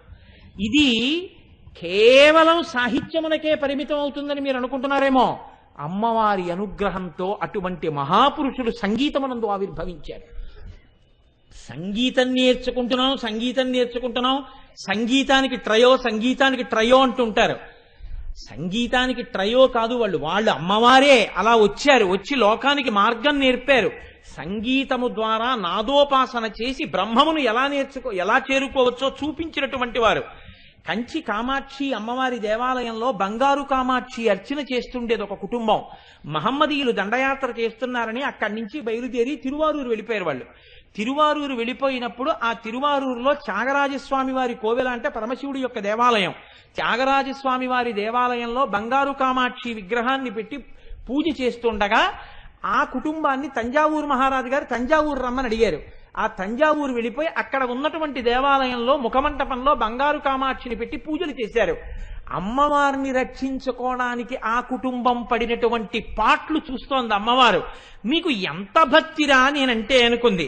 ఆ అమ్మవారే ఆ కుటుంబంలో వెంకటాద్రి అయ్యర్ అనేటటువంటి ఒక తండ్రి కడుపున బోధాయన సూత్రుడైనటువంటి కుటుంబంలో విశ్వనాథ శాస్త్రి అనబడేటటువంటి ఒక కొడుకు పుట్టాడు.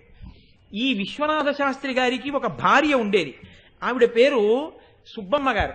ఈ విశ్వనాథ శాస్త్రి గారి భార్య ఆ తంజావూరులో ఉన్న రోజుల్లో ఒక ఆశ్చర్యం జరిగింది. పక్క వీధిలో ఆఖరి శనివారం నాడు ఒక బ్రాహ్మణుడి ఇంట్లో ప్రతిసారి కూడా వెంకటేశ్వర ఉత్సవం చేసేవారు. ఒకసారి ఈవిడ కూడా భోజనానికి వెళ్ళారు.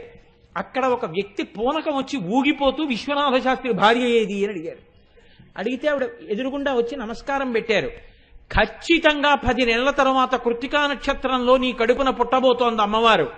అమ్మవారే నీ కడుపున పుడుతోంది, నీ కడుపున పడుతోంది. 100 మంది బ్రాహ్మణులకు అన్నం పెట్టన్నారు. ఇంత పేదరాల్ని నేనేం పెడతానంది ఆవిడ. కనీసం 25 మందికి పెట్టన్నారు. పెడతానంది. అంతే. ఆయన ఉపశాంతి పొందాడు. ఖచ్చితంగా 10 నెలలు దాటిన తర్వాత ఆవిడ కడుపున ఒక పిల్లవాడు పుట్టాడు. ఆ పుట్టినటువంటి పిల్లవాడికి వెంకట సుబ్రహ్మణ్యం అని పేరు పెట్టుకున్నారు. కానీ పిల్లవాడు నల్లగా ఉంటాడని శ్యామశాస్త్రి శ్యామశాస్త్రి అని పిలుస్తూ ఉండేవారు. ఈ శ్యామశాస్త్రి గారు పుట్టుకతోటే అమ్మవారి యొక్క అంశ కలిగినటువంటి వారు. మేనమామ గారు కొద్దిగా సంగీతం నేర్పారు. ఆయన అందరిలా మంత్రాలు చదవకుండా ఒక రోజున తండ్రి గారు ఏదో ఊరు వెడితే కామాక్షి అమ్మవారి దేవాలయంలో కూర్చుని ఒక ధనికుడు వచ్చి అక్కడ నిలబడ్డాడని కూడా చూసుకోకుండా ఆ శ్రీ సూక్తాన్ని ఎంతో అందంగా చదువుతూ పూజ చేస్తున్నారు. అది చూసినటువంటి ఆ జమీందార్ పరవశించిపోయి శ్యామశాస్త్రి గారు బయటికి వచ్చి పాదుకలు ఇస్తుంటే, ఏమి చదివావు రా కుర్రాడా అని చెప్పి పెద్ద శాలువా ఒకటి తీసి ఆయనకి కప్పాడు. ఇది వెళ్ళి మేనమామ గారికి చెప్తే మేనమామ గారు ఆగ్రహించి ఈ పిల్లవాడి సంగీతం పుస్తకాలన్నీ చెప్పేశారు. అమ్మ నువ్వేం బెంగ పెట్టుకోకురా, నీకు అమ్మవారి అనుగ్రహం కలుగుతుంది ఏంది. ఆ ఊరు చాతుర్మాస్య దీక్ష తీయడానికి సంగీత శాస్త్రి గారు అనబడేటటువంటి పేరు కలిగినటువంటి ఒక మహానుభావుడు ఆ ఊరొచ్చారు. ఆ సంగీత స్వాముల వారు 3 సంవత్సరముల పాటు ఆ ఊళ్ళో ఉండి ప్రతిరోజు ఉసర సంధ్య వేళలో శివాలయంలో నర్తన సేవ చేసేవారు. ఆయన శ్యామశాస్త్రి గారికి సంగీతం నేర్పారు. ఆ సంగీతంలో నేర్పినది 3 ఏళ్లు. కానీ ఎంతటి సంగీత శాస్త్రజ్ఞుడు చేరనటువంటి స్థితికి చేరిపోయారు. చేరిపోతే పచ్చిమిరియం ఆది అప్పయ్య గారు అనేటటువంటి మహారాజు గారి ఆస్థానంలో ఉన్నటువంటి సంగీత విద్వాంసుడు శ్యామశాస్త్రి గారి కీర్తనలు విని ముచ్చటపడి ఆయనకి సంగీతం నేర్పేవారు. చిత్రం ఏమిటంటే గురువు గారు శిష్యుడు కూర్చున్నప్పుడు గురువు గారి దగ్గర కూర్చుని శిష్యుడు తాంబూల చర్వణం చేస్తుండేవాడు. శ్యామశాస్త్రి గారు తాంబూలం నవ్విరేవారు. గురువు గారి దగ్గర తాంబూలం నవలకూడదు.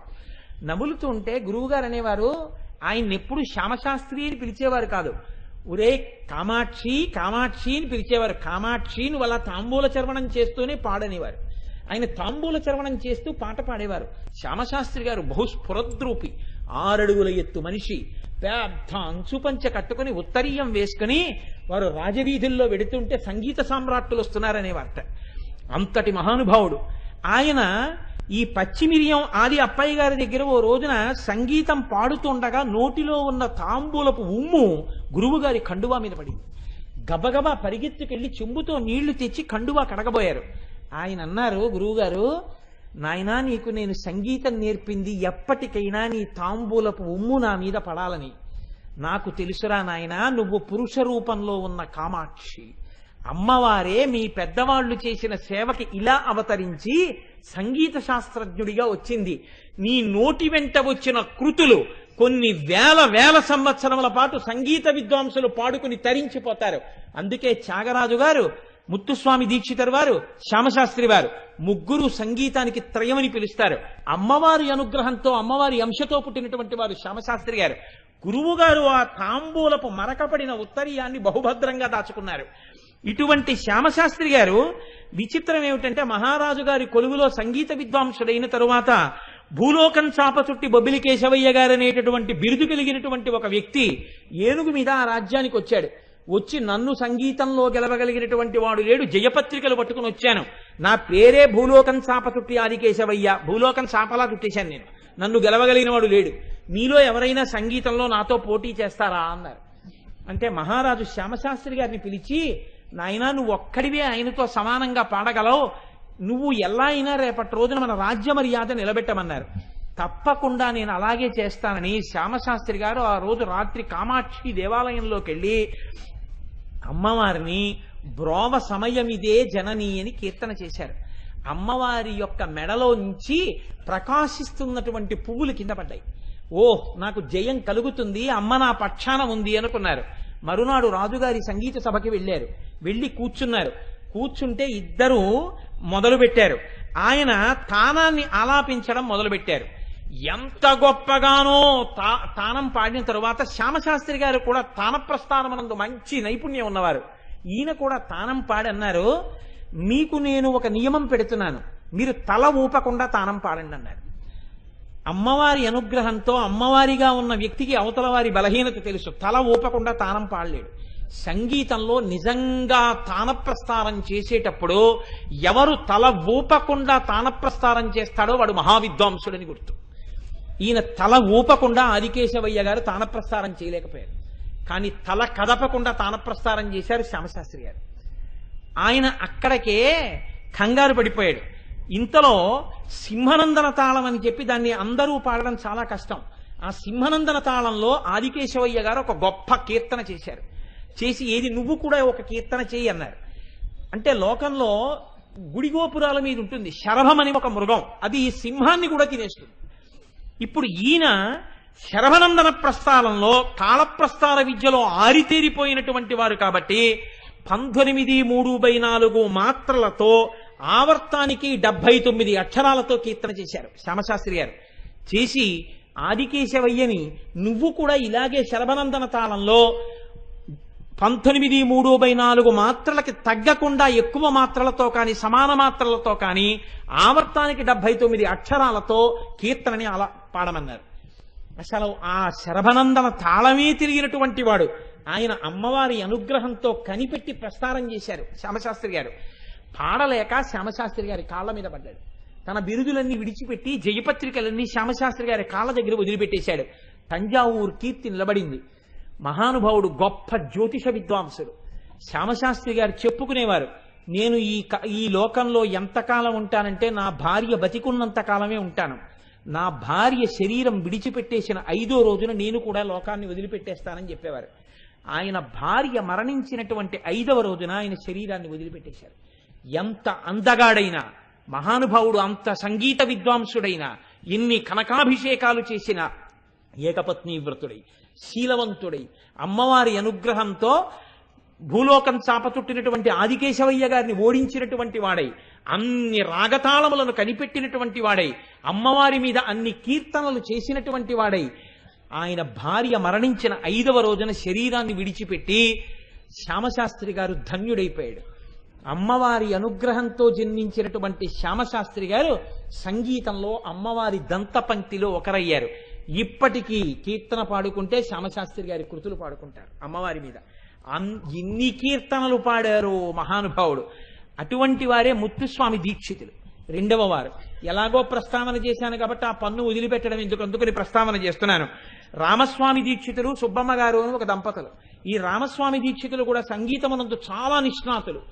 ఈయన ఒకానొకప్పుడు నాకు ఈ సంగీతంలో మిగిలినవి కూడా ఎలా తెలుస్తాయని బెంగ పెట్టుకుంటున్న సమయంలో ఒక ముసాలి వగ్గు ఎండాకాలంలో ఆయన కూర్చున్న అరుగు దగ్గరికి వచ్చి, నువ్వు ఇక్కడి నుంచి బయలుదేరి దక్షిణ భారతదేశంలో ఉండేటటువంటి వేరొక ఊరు వెడితే అక్కడ నీకు గురువు దొరికి నేర్పుతారు అన్నారు. ఆ తండ్రి గారు, ఆ రామస్వామి గారు బయలుదేరి అక్కడికి వెడితే చిదంబరనాథ శాస్త్రి గారు అన్న గురువు దొరికి సంగీతం నేర్పారు. ఆయన సంగీతమునందు మహానిష్ణాతుడై తిరిగి వచ్చారు. ఆయనకి పెళ్ళైన 40 సంవత్సరాలు పిల్లలు పుట్టలేదు. పిల్లలు పుట్టకపోతే ఆయన వైద్యనాథ స్వామి వారి గుడికి వెళ్ళి అక్కడ ముత్తుస్వామి అంటారు సుబ్రహ్మణ్యేశ్వర స్వామిని, బాలాంబిక అమ్మవారి పేరు. ఆ గుడిలో ప్రతిరోజు సుబ్రహ్మణ్యేశ్వర స్వామి వారిని అర్చించారు. ఆయన భార్య నిద్రపోతుంటే సుబ్బమ్మ గారికి అమ్మవారు కల్లోకి వచ్చింది. వచ్చి తన మెడలోంచి ఒక ముత్యాలహారాన్ని తీసి ఆవిడ చేతిలో పెట్టింది. ఆవిడ తీసి కళ్ళకద్దుకుని ఒక ముత్యం వంక ఇలా చూశారు. తెలివచ్చేసింది. నాకు అమ్మవారు ముత్యాలహారం ఇచ్చినట్టు, నేను ముత్యం చూసినట్టు కలొచ్చింది అన్నారు. మన కడుపున ముత్యమే పుట్టబోతోందే అమ్మవారి అనుగ్రహంతో అన్నారు రామస్వామి దీక్షితులు. అప్పుడే మళ్ళీ కృత్తికా నక్షత్రంలోనే పుట్టినటువంటి వారు ముత్తుస్వామి దీక్షితులు. ఆయనకి పెట్టినటువంటి పేరు ముద్దు సుబ్రహ్మణ్యం అనేటటువంటి దేవతని కొలిస్తే పుట్టారు కాబట్టి ముద్దుస్వామి దీక్షితులు. కానీ ముత్యం కల్లో కనబడితే పుట్టారు కాబట్టి అరవ భాషలో ముత్తు అంటే ముత్యం, అందుకని ముత్తుస్వామి దీక్షితులు అయ్యారు.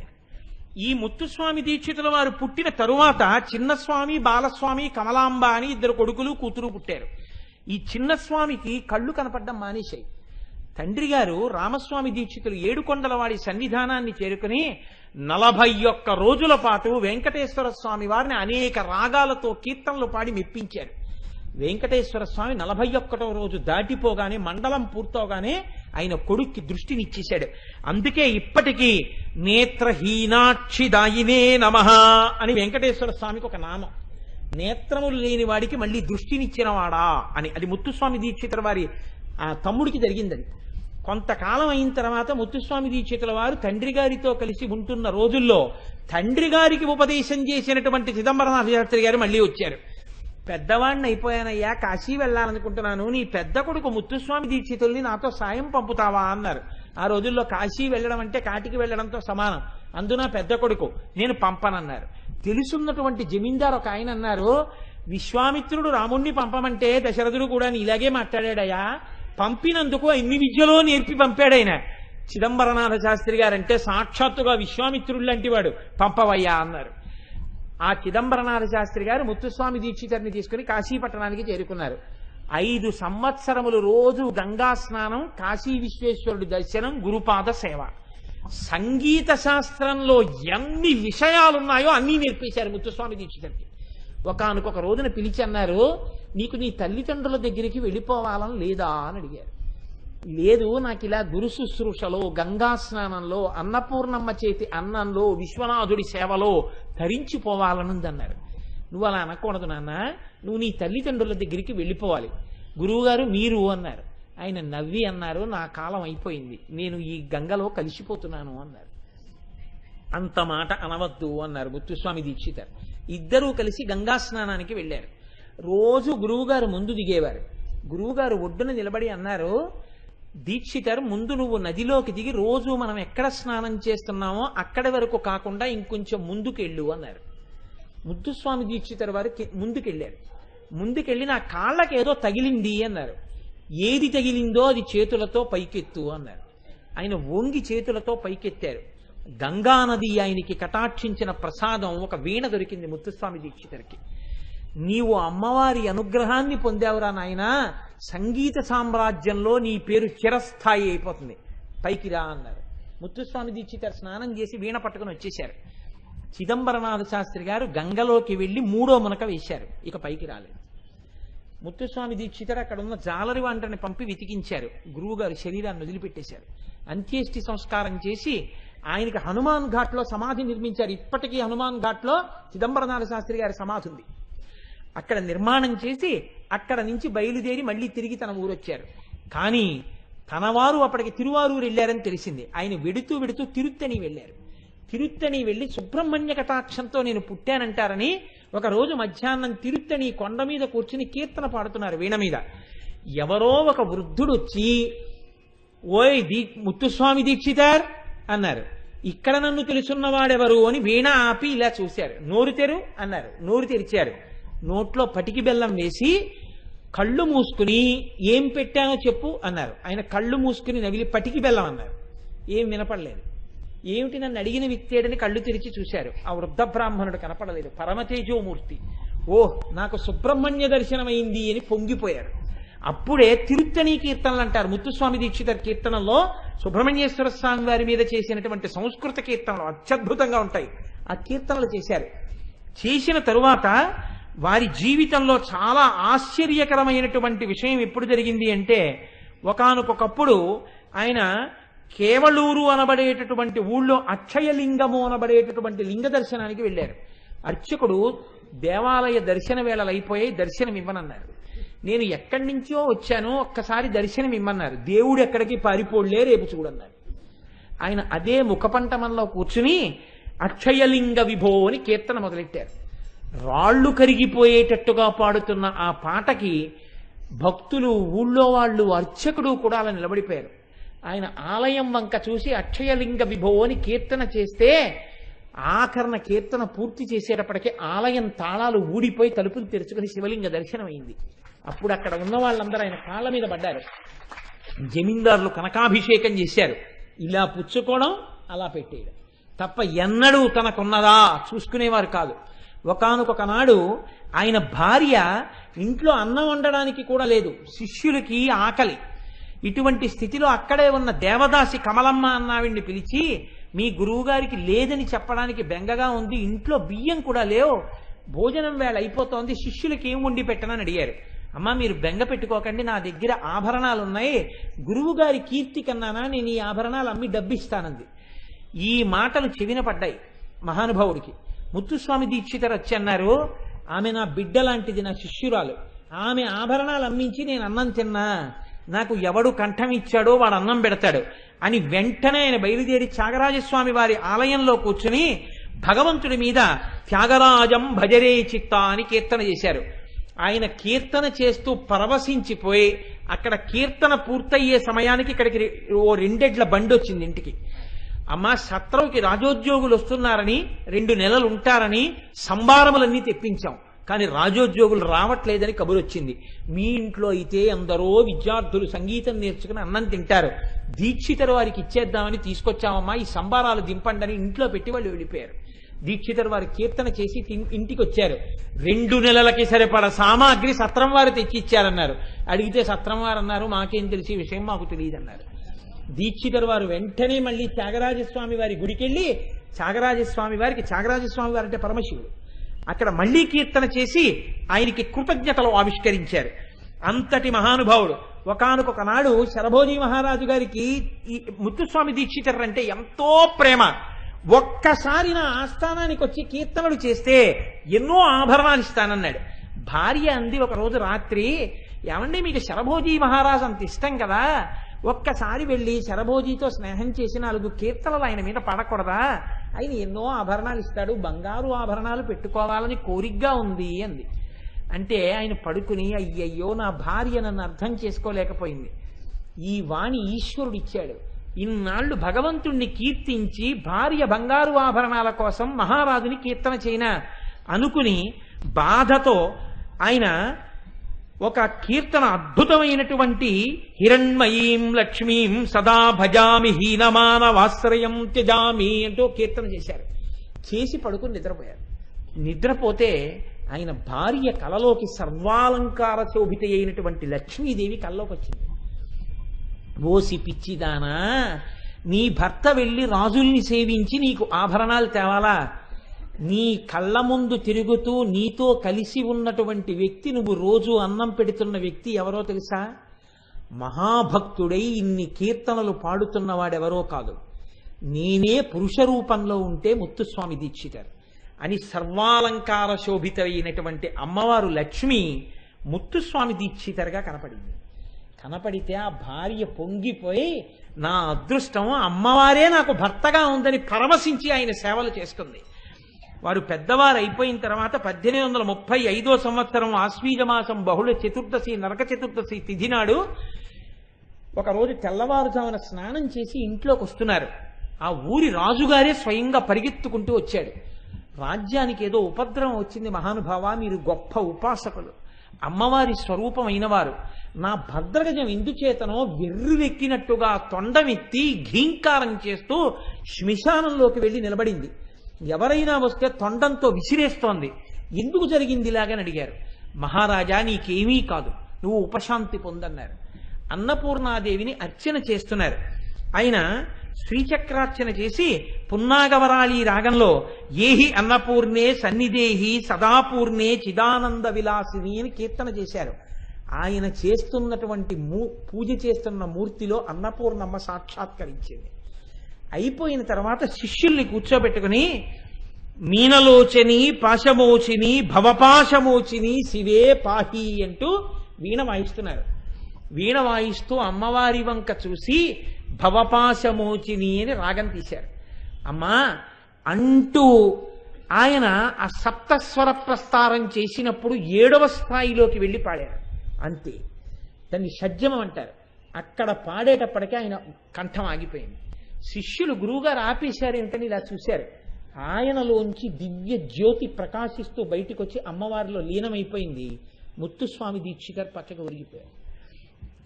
అప్పుడు అర్థమైంది శిష్యులకి, ఓహో సంగీత శాస్త్రంలో ఒక మాట చెప్తారు, నిషాదం బృంహతే గజ. సప్త స్వరాలలో పై స్థాయిలో 7వ స్థాయిలో కానీ పాడితే ఆ సప్త స్వరాలలో 7వ స్వరాన్ని దాన్ని పిలిచేటప్పుడు నిషాదము అని పిలుస్తారు. ఆ నిషాదమే సప్తస్వరాలలో ఏనుగు యొక్క ఘీంకారం ఎలా ఉంటుందో అలా ఉంటుంది. కాబట్టి ఇప్పుడు ఈయన సప్తస్వరాలలో ఆ ఏనుగు ఘీంకారం అంటే ఈ 6 చక్రములను భేదించి సహస్రార చక్రంలోకి వెళ్ళి సహస్రార చక్రంలో పరమేశ్వరుడితో క్రీడించి అమృతధారలను పొంది యోగి అయి అమ్మవారిలో లీనమైపోవడమే 7వ స్థాయిలో ఏనుగు ఘీంకారం చేయడం రుద్రభూమిలో నిలబడి. అంటే ఒక యోగి శరీరాన్ని వదిలిపెట్టేస్తున్నాడు ఈ రాజ్యంలో అని ఏనుగు సంకేతించింది. అందుకని రాజా నువ్వు బెంగ పెట్టుకోక్కర్లేదని మన గురువు గారు చెప్పి ఆయనే తన శరీరాన్ని విడిచిపెట్టి ఆ నాదోపాసనలో 7వ స్థాయిలో సప్తస్వరాల్లో 7వ స్వరాన్ని పలుకుతూ ఆ స్థాయిలో పలికినటువంటి స్థితిలో ఆ నిషాదాన్ని పలుకుతూ ఏనుగు ఘీంకారాన్ని చూపిస్తూ ఆయన అమ్మవారిలో ఐక్యమైపోయారు. మహానుభావుడు యోగ విరాట్ అని చెప్పి ఆ రోజున ముత్తుస్వామి దీక్షిత శిష్యులందరూ పొంగిపోయారు. మా గురువుగారంటే గురువుగారని. కాబట్టి ఇప్పుడు చెప్పండి, సంగీతమునందు సాహిత్యమునందు ఎవరు మహాపురుషులై తాము అభ్యసించినటువంటి విద్య చేత మోక్షము వైపుకి అడుగులు వేశారు తప్ప, తమ శిష్యులకి కూడా అటువంటి దిశానిర్దేశకత్వం చేశారు తప్ప, ఏ కారణం చేత కేవలం మనస్సుని రంజిల్ల చెయ్యడం తప్ప ఏదో కాలక్షేపం చేయించడం ఇలాంటి పిచ్చి పనులు సనాతన ధర్మంలో గురువులు చెయ్యలేదు. ఎప్పుడైనా చేస్తే వాళ్ళు నమ్ముకున్న విద్యతో, అది సంగీతం కావచ్చు, నాదోపాసనతో రాగ తాళ ప్రస్థానములను తీసి మోక్షం వైపుకు వెళ్ళిన వాడెవడో వాడు సంగీత విద్వాంసుడు. అంతేకాని మైకు పట్టుకుని గోదావరి గట్టుంది గట్టు మీద చెట్టుంది పాడిన వాళ్ళందరూ సంగీత విద్వాంసులు కారు. అటువంటి సంగీతం మనని తరింప చెయ్యలేదు. తాను తరించడు, మనని తరింప చెయ్యలేడు. ఎవడు అటువంటి స్వరప్రస్థానంలో నాదోపాసన చేస్తాడో వాడు తాను తరిస్తాడు. అటువంటి కచేరీ విన్నవాడు కూడా తరించిపోతాడు. అటువంటి మహాపురుషులు సంగీతమునందు అమ్మవారి దంతపంక్తిలోకి వచ్చి కూర్చున్నారు. వారు ఆ అక్షరములనే ఉపాసన చేసి అక్షరస్థితిని పొందారు.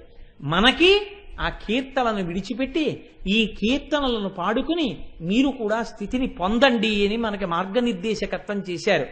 ఆ అమ్మవారి దంతపంక్తియే ఒక చంద్రశేఖరులు, ఒక చంద్రశేఖర భారతి, ఒక రామకృష్ణ పరమహంస, ఒక త్యాగరాజు, ఒక ముత్తుస్వామి దీక్షితర్, ఒక శ్యామశాస్త్రి, ఇంతమంది మహాపురుషులు. కాబట్టి ఇవాళ అమ్మవారి యొక్క దంతపంక్తి గురించి చెప్పుకుని శుద్ధ విద్యాంకురాకార ద్విజపంక్తి ద్వయోజ్వల అన్న నామాన్ని అన్నంత మాత్రం చేత ఆ మహాపురుషులందరూ అమ్మవారి దంతపంక్తిగా కూర్చుని అమ్మా మమ్మల్ని అనుగ్రహించడానికి ఈ దంతములను ద్విజులను మాకిచ్చావమ్మా అని మనమందరం ఆ తల్లి దంతములకు నమస్కరించవలసినటువంటి పరమ పవిత్రమైనటువంటి రోజు. అందున త్రయోదశితో కూడినటువంటి అసుర సంధ్య వేళలో ఇంత గొప్ప నామాన్ని ఆ తల్లి పరాశక్తి చెప్పించి మన్ని కృప చేసింది. కాబట్టి ఆ తల్లికి నమస్కారములు నర్పణ చేస్తూ రేపటి రోజున అత్యద్భుతమైనటువంటి నామం కర్పూర వీటికామోద సమాకర్షద్ దిగంతరా. అసలు ఆ తాంబూల చర్వణం విన్నా చూసినా ఐదోతనానికి హేతు, అంత గొప్పది. అదే కవిత్వానికి సంగీతానికి ఆలవాలము. అటువంటి నామాన్ని నా తల్లి నా నాలుక యందు నర్తించి నా చేత పలికించి నన్ను ధన్యుడను చేయుగాక అని ఆ తల్లి పాదములకు సాంజలి బంధకంగా నమస్కరిస్తూ రేపు సాయంకాలం 6:30 కలుసుకుందాం. ఇవాళ దివ్యమైన నామం విన్నాం కాబట్టి అలా ఒక్కసారి లఘుదర్శనమైనా కనీసం చేసుకుని వెళ్ళే ప్రయత్నం చెయ్యండి. అటువంటి మహాపురుషులకు లోటు లేకుండా మన జాతి పరిహరిల్లాలి.